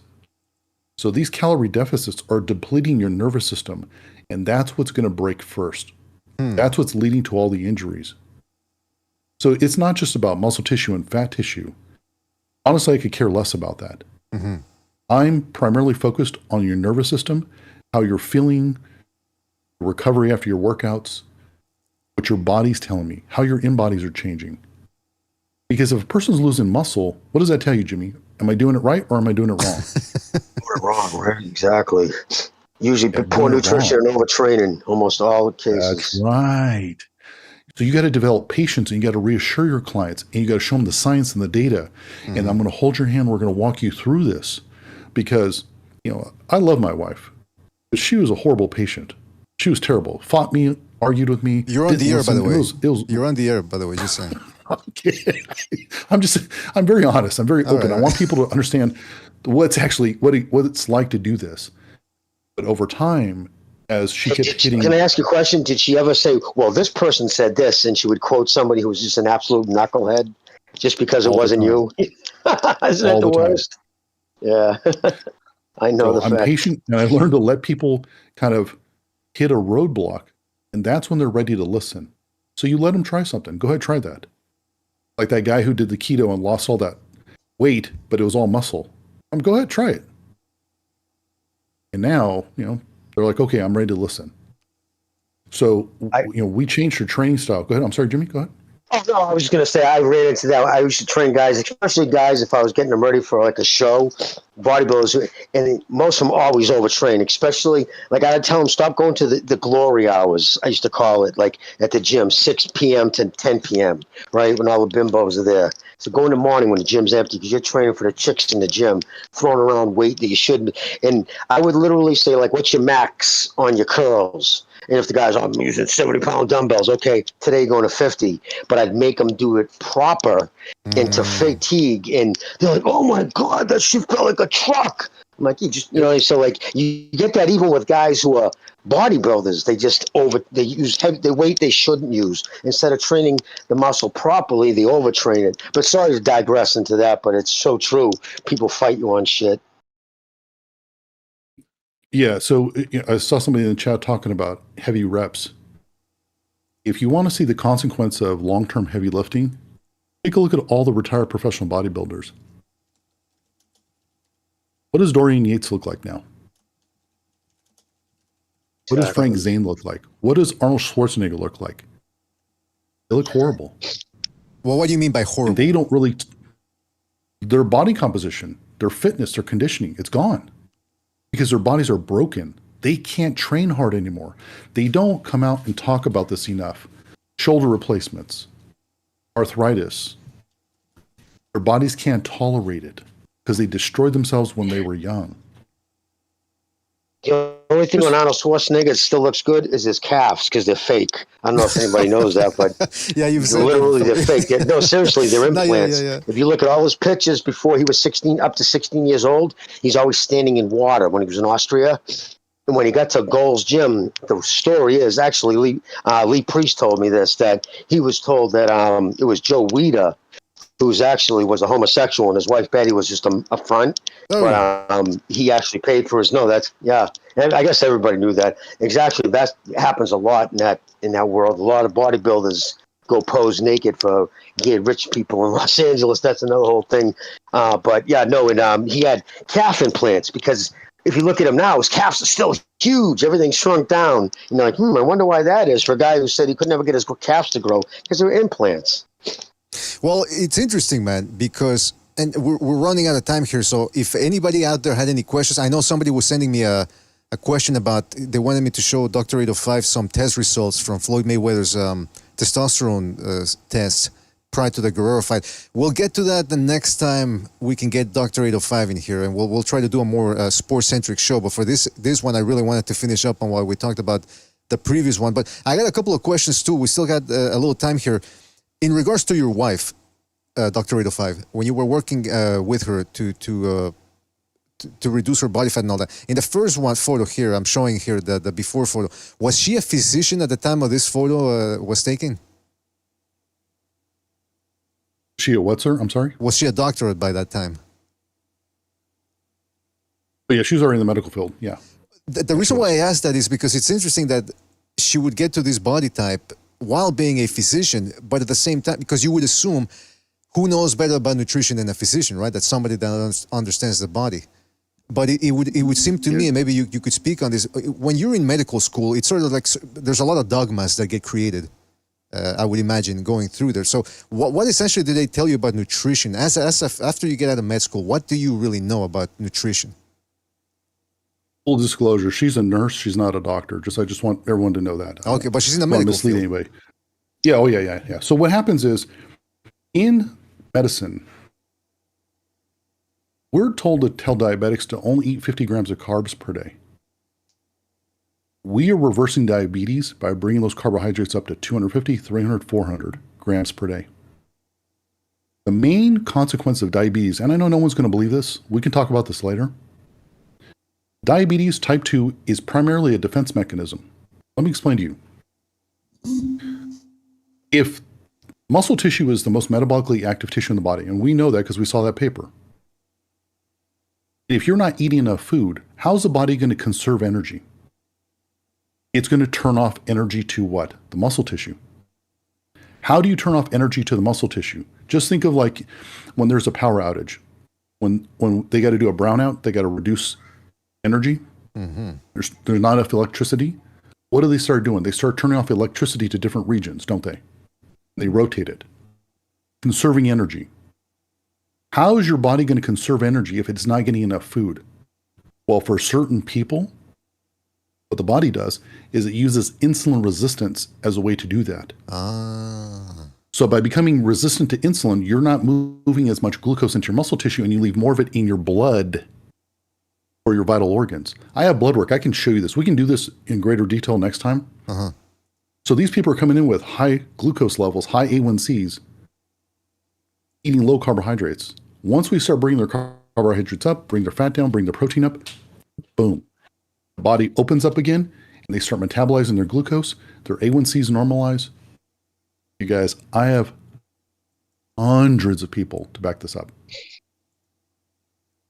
Just think of energy conservation, defense mechanism, how the body's responding to calorie deficits, and you'll start to understand, type 2 diabetes for a lot of people. Because if you look at a lot of obese people, people think these people are just gluttons. Like they're waking up eating 20 donuts, 2 pizzas for lunch, an 18-ounce prime rib steak with 4 baked potatoes for dinner. They're not. Look at most of your overweight females that are trying to diet and lose weight. Mm-hmm. Are they eating a ton of food? No. They're not. That's very starving interesting. Themselves. That's very interesting because... But Mr. BDA, yes. To your point about doctors being out of shape, no, there was, I remember studying in the 90s, I think 50% of doctors were borderline obese. It's like the old adage that mechanics always have the worst running cars. Like you would, it's just shocking that, you know what I mean? That doctors, so many doctors, unless they're in the health field, but just regular general practitioner type doctors, a lot of them, they don't get much in the way of nutrition study. But even like, for instance, just a side note, narcotics. The reason why so many doctors handing out prescriptions for Percocets and Oxys back in the day, they literally took 1 8-hour course on addiction. Mm-hmm. In their whole fucking 4 years to become a doctor. So now they've changed the criteria, but that's, you know what I mean? Well, I mean, that's essentially, but that's what Dr. 805 was saying here about diabetes. It's interesting that the body, most illnesses, they're essentially a warning. It is a warning. It's telling you something's off here. You talk to most doctors, they won't tell you what's causing it. It's a condition. Okay, but what's the cause? You're supposed to be a scientist, a man of science. There's cause and effect. What's causing this effect? And then on top of that, you got the pharmaceutical industry, which pushes for and normalizes the fact that, well, you know what, we're not going to cure the disease, but we're going to satiate it. We're going to slow it down. So they give you things to treat the symptoms, but they're not looking like that's essentially what I was trying to ask. There's no profit in a cure, Mr. BDA. Well, that too. But yeah, I agree that. I agree that that's a component. Don't get me wrong. I am a conspiracy theorist at heart, but I do suspect that for a lot of physicians who are not in on the take, it might just be ignorance because they're not trained to go beyond what Dr. 805 is talking about. Like, let's look at your blood work. Let's look at the food. What are you working out? How much are you working out? Blah, blah, blah, and so on and so forth. It's not every, and I understand the limits of it. Not every, especially here in Canada, for example, it's not privatized medical industry that we have here. So they can only have so many patients per day or can only spend so much time with each patient. So it does get a little more complicated. Hey, BDA, Quick Sloth made a comment. That's me, but I'm skinny. Could he elaborate? And I can kind of help him understand. Is he borderline diabetic? Is that what it is? Because if I'm understanding that he's borderline diabetic, has high blood sugar, but he's skinny, so this is where genetics comes in. So I'll have two people come to me. One person is thin, one person's overweight. They're in the same calorie deficit. Why is one person super thin, low muscle mass? Why is the other person obese? It's because how their body responds to the calorie deficit. So the skinny person, that body's gluconeogenesis process is hyper. It's in hyperspeed. It's breaking down lots of muscle tissue, eating up body fat, breaking down lots of muscle tissue. The other person, the body locks up the muscle tissue through insulin resistance and it starts storing fat. It's the same issue, but the way the body processes it is completely different. In fact, here, let me send you something, this last thing, because I know you got to go, but this is going to blow people's brains away. Here we go. Let me pull this up. And when you're pulling that up, Doc, I want to tell people, too, a myth that bodybuilders are healthy. A lot of the bodybuilders you see, the big jack dudes, some of the most unhealthy people. I mean, listen, in the 90s, I don't know if you remember the craze. I think it was around 92. Everybody started doing a shot of insulin before their workout because I'm getting the most insane pumps. And I always was scared of it. I'm like, something doesn't seem right about that. And, and sure enough, like half the people I know who did it turned themselves into diabetics. But they were taking a little blast of insulin before they'd work out. Jimmy, what would be the best way to raise your insulin? What's the best way to raise your insulin? I could be wrong, but carbohydrates, a big. Thank you. Dish of Why are these guys shooting insulin when they just need to eat more carbohydrates? You see how people miss the mark and they're so close? They're like, well, let me just shoot more insulin. Why don't you just eat more carbohydrates and that'll raise your insulin more? What are you doing? And Doc, that's to your point. That's been around for years. The Boston Bruins, for instance, on game day, the whole team at 5:00 shows up, and they all have this huge pasta dinner because the game's at 8:00, and they've been doing that since the 1960s. Why? Fills up their liver with glycogen, and then they have energy. And their muscle tissue. And muscle tissue, exactly. And they've been doing that for years. So like you said, the information's been out there. People just don't want to utilize it. They don't want to utilize it, but there's also people who are confusing the topic. They're muddying the water. People are lost. Because you get somebody on a podcast that looks super fit, or this guy looks great, he must know what he's talking about. This guy's an ex-UFC fighter. He's an ex-boxer. He's an ex-football player who's trying to hustle social media to make money when this guy has 0.1% genetic profile of the population. You don't listen to those people. Like, I wouldn't listen to a guy who has a 14-inch penis on how to have sex with a girl. I mean, Why not? Why? Is it hard, Mr. BDA? Yeah, that's what I was going to say. So you wouldn't take advice from me then. That's what I was going to say. So, BDA, pull this in body up. I'm going to show you guys the opposite of the obese person. So look at this girl at the very top. Do you see her height? Yeah, it's kind of 5 foot blurry. tall. 5'7", right? Oh, no, wait. What? How tall 5 is she? foot tall. Where is that? I don't see it. 5 foot okay, tall. no, I see it. Yeah, height. Right there. Yeah. Look at her age, 28. Get ready to have your brains blown, people. Look at her weight. Drop down to muscle fat analysis. Look at her weight. 102.4 pounds at the very top. There you go. So if a girl's 5 foot tall and 102.4 pounds, what would you think? This is a small person. Right.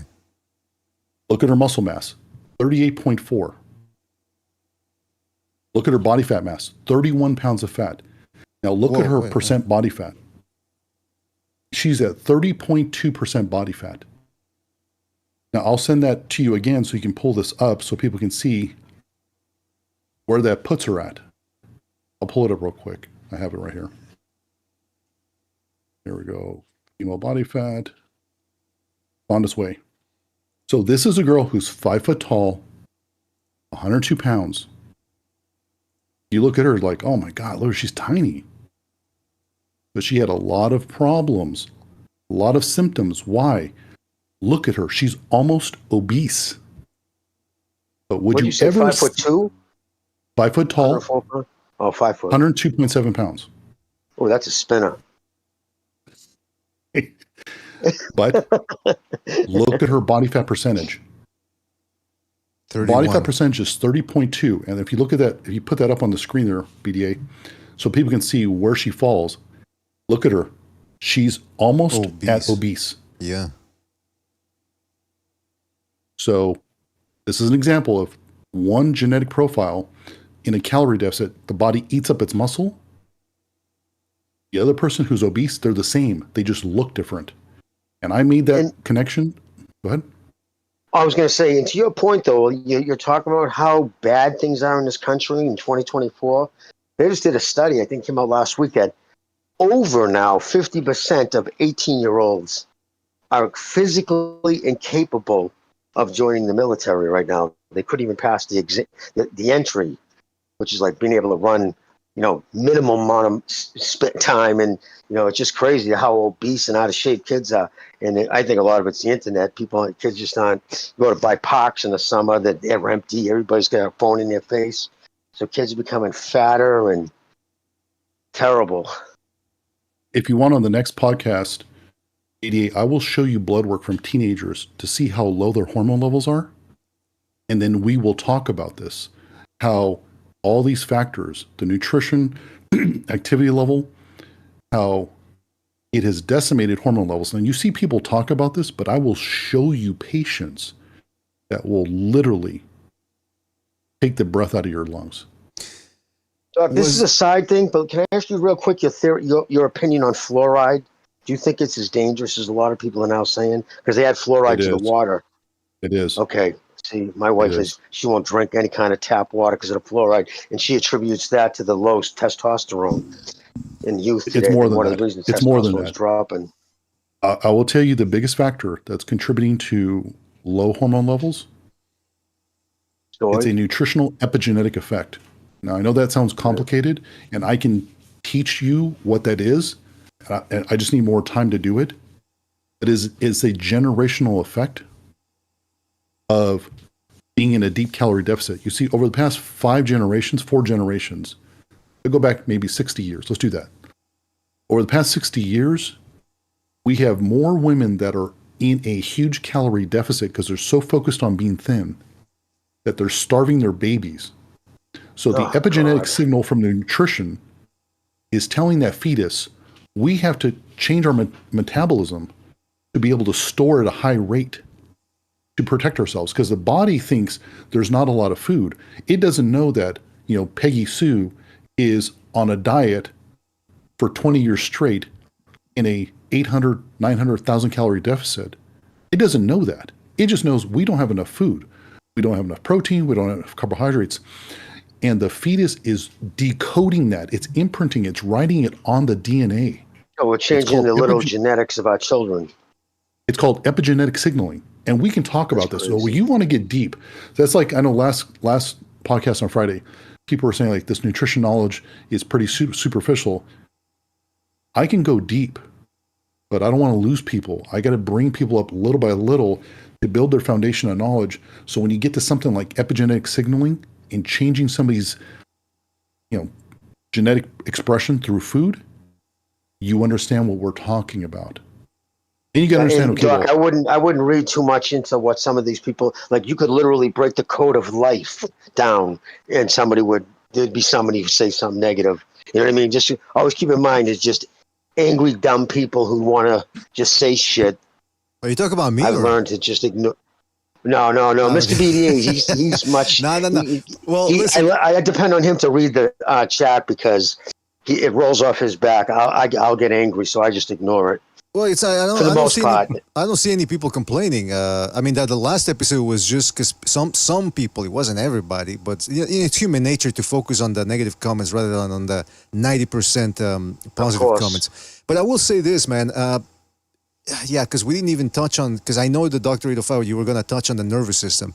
And I was gonna get into that too. But the one thing that really, there's a bunch of things, but ending here, one of the things that becomes clear as it pertains to sports is so many guys say, whether it's UFC or boxing, the training is arduous. That's the thing that gets mundane. And I can't help but wonder now that a big part of that mundane aspect of it is because people are killing themselves going through it. Not only is it, yes, it's repetitive, But on top of that, their body is is consuming itself because of this caloric, what do you call, caloric, right? Is that how you say Caloric caloric? Yeah. Yeah. See, Caloric you know, deficit. I'm at a deficit right now, man. That I gotta go eat. But I'm not kidding. But the point is, no, that's why I gotta go, man. But And Doc, real quick too, soy. I think is that attributing to now to a lot of low T problems? Do you tell people to avoid too much soy? Protein? People consume far less soy than they think they are. Okay. You'd have to consume a lot of soy. People don't consume that much. It's all it comes into quantity. Like there's a comment in the chat when he's talking about like the foods that were on my wife's YouTube channel. If you're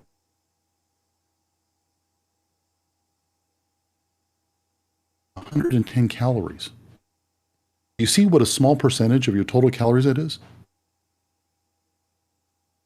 It comes down to ratios. It comes down to percentage. Most of that stuff is low in fat. So you're not stacking up these huge, high calorie dense foods. These are actually pretty low calorie food options, snack options. And that's when it just changes your perspective, because people will look at like, oh, a gluten-free English muffin. Oh, that's bad for you. Well, it's 110 calories per English muffin. That's nothing. That's nothing. Now, do you also, like, you know, just for food reasons, like a lot, remember that back in the day they were trying to say, like, you know, use eggs but throw away the yolk because it's got cholesterol and all this other shit. And the whole fat thing, how, remember the enemy of body, it was fat, until, you know, causes heart disease, all that shit. Then you look at the Inuit people up north, and they live almost entirely on blubber, for Christ's sakes. Right. And heart disease isn't even a problem up there. So how are these people eating almost all, you know, 90% fat and they don't have heart disease? So because they're in calorie deficits, Jimmy. Because Jimmy, they're in calorie deficit.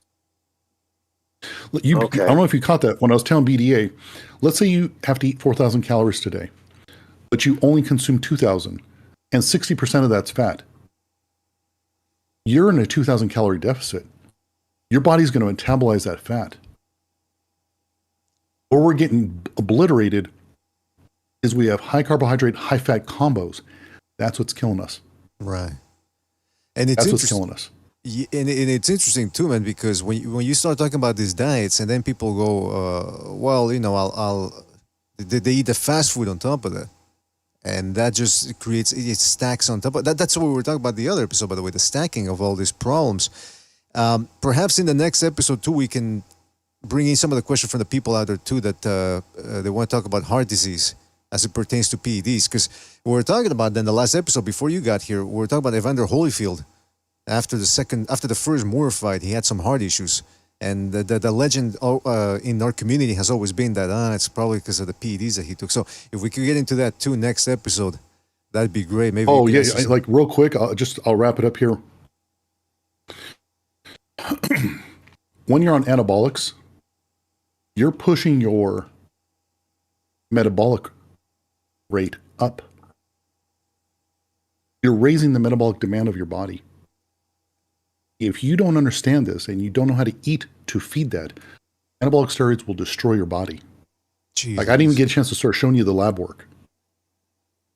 So guys who are on anabolics for a long term, your heart's a muscle. The heart starts to grow. It's called cardiomyopathy. Yep. They have decreased cardiac output. And a reason why most guys get on big stacks of steroids is because they don't know how to use food. Food is your most anabolic component to your training. But if you don't know how to push the boundaries of food, like honestly, I'm telling you, when I decided to pull out all cardio and I wanted to take nutrition to its limits to see what I could do with it, because what is the constant? You know, what can I control every day? It's food. That's when I learned, oh my gosh, people are leaving all this potential on the table because they don't know how to take their food. Like my wife, when we got her calories up, because she was at like 1,300, 1,350 when she was obese. As we started bringing her calories up, got her up, I think we peaked out at like 2,400 calories. Psychologically, she was crying. And I was, you know, reassuring her, fighting with her, arguing with her. I said, don't forget your lessons. We got to figure out what your body can handle.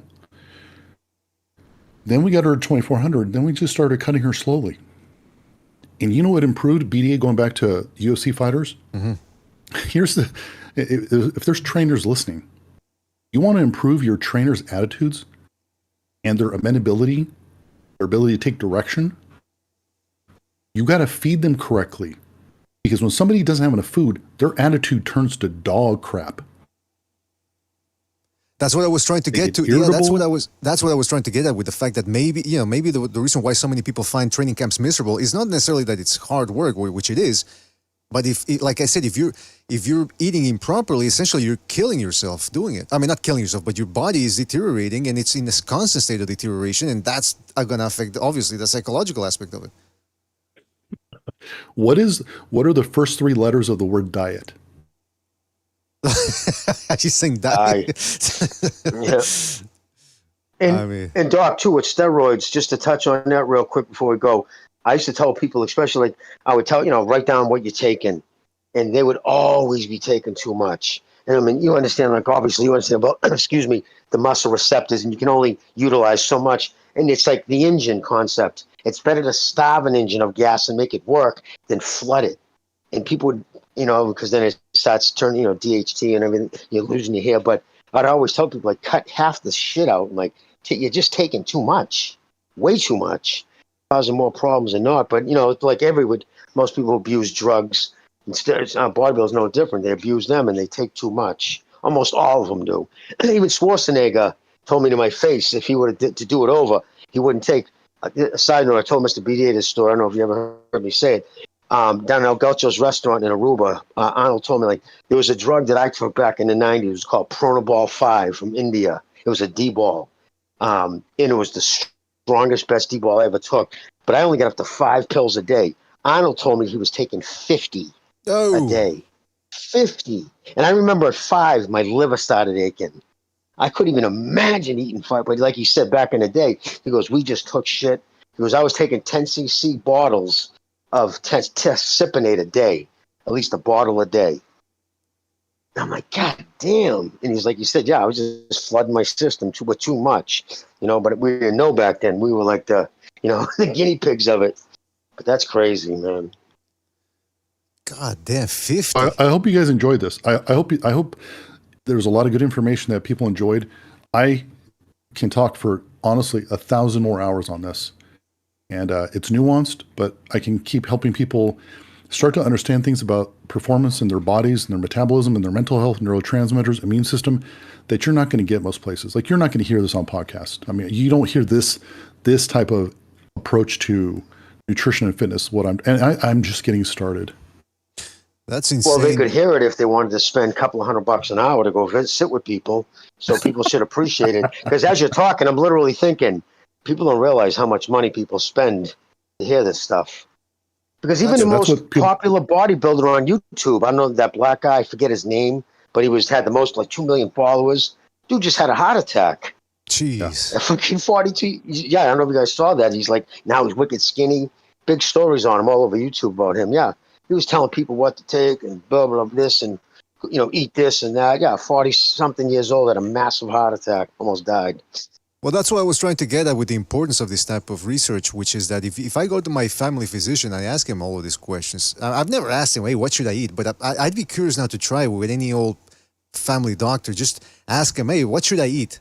And just test out They point to the triangle. The 4 food groups. Exactly.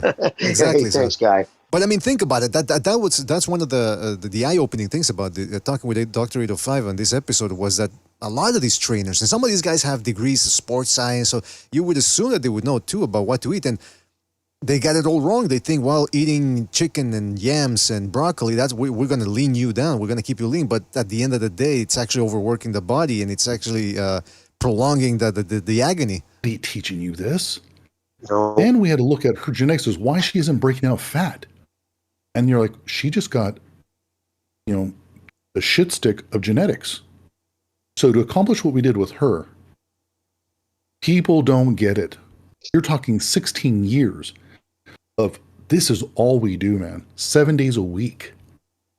Like, this morning before I got on, I had a patient visit. I mean, this is what I do every single day. And because of my health issues, because when I was younger, dude, I was one of those guys. I had great genetics. Lots of muscle, lean, ate fast food. I had no clue. I was an idiot. But I was compelled to either you change and learn how to get yourself healthy, or you're going to die. Or die. That's a good motivation right there, let me tell you. So, no, I was thinking that as you were talking, I'm like saying to myself, I hope people, and then I think because the views, man, just like the people don't drop off. Clearly, I mean, you're spewing some gold, what you're saying. So, well, smart people know, Jesus, I'm not going to get this anywhere else. Oh, there's Mr. BDA. Yeah, sorry about that. The viewers did drop off, and that's because my connection dropped off again. I do apologize for that, but it is out of my control.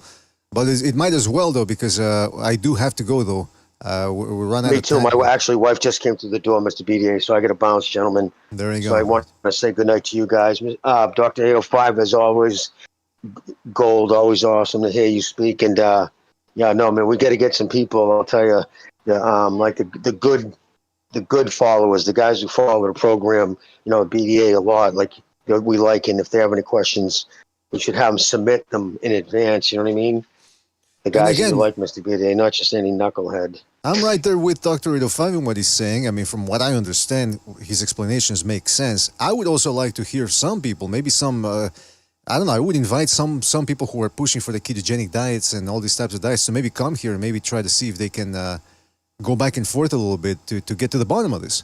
Because there might be kernels of truth in some of what they're saying, perhaps. You never know. Again, I don't know. I'm a layman. I'm just going by what I understand. So it would be interesting to have those types of conversations as well. But we'll see how that works out.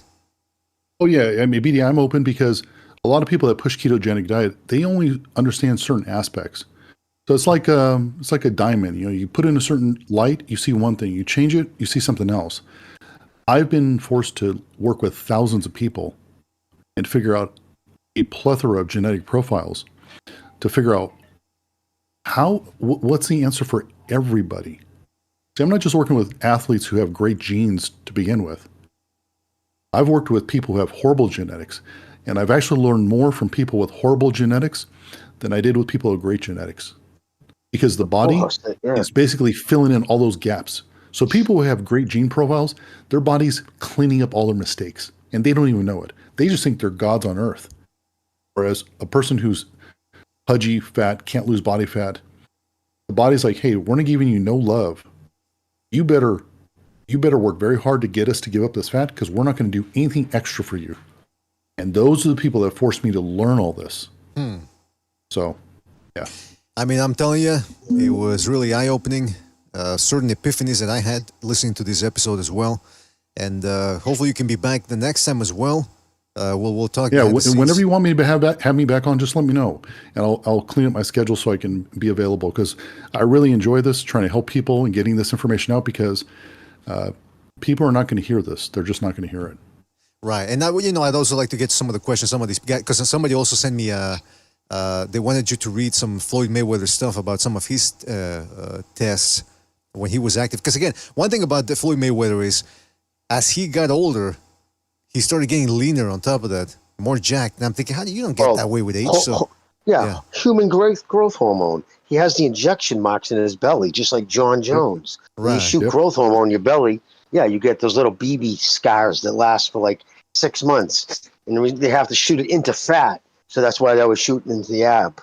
And you see him in his pictures when he's doing when he's on a scale. Oh, wow, your genetics changed at 37 years old. Shut up. That's human growth hormone. Exactly. So, listen, gentlemen, I got to bounce, all right, guys? You guys have an awesome night. Mr. BD, I'll talk to you after. All right, Joe. Jimmy, take it easy, man. All right, boys. So, BDA, just shoot me an instant message when you want me to come back on, and then I'll make myself available. That sounds great. Fantastic. We'll have you back, man. No problem. We'll just work out the details when you're available. Well, that's about it for today's episode, fellas. Hope you enjoyed it. Hope you found this talk as interesting as I did. And again, stay tuned for the next time we have Dr. 805. And get some questions ready if you want about some of these athletes. Like, again, I wanted to ask him about Holyfield. Another guy has a question about Mayweather. Somebody wanted to ask him about Virgil Ortiz and his muscle-eating disease that he has. Possibly some people were theorizing due to strains making weight. Maybe that's got something to do with everything we've talked about with Dr.805. So we'll get down to the bottom of all that, plus more. Thanks again, guys, for joining us. Really appreciate it. I don't know if Never Sober's still there. We're Sobers, if you're still there, thanks again for jumping in. Boxing Chief as well, who was here earlier. And everybody in the chat, Reverend Pickles, Vince Vegas, Steph K, Baron Evola, Uncle Burnt Apostrophe, Evan Deer, Eparokua. I know Triple J was in there as well. If I forgot anybody, it's because I gotta go, fellas. I am starving, so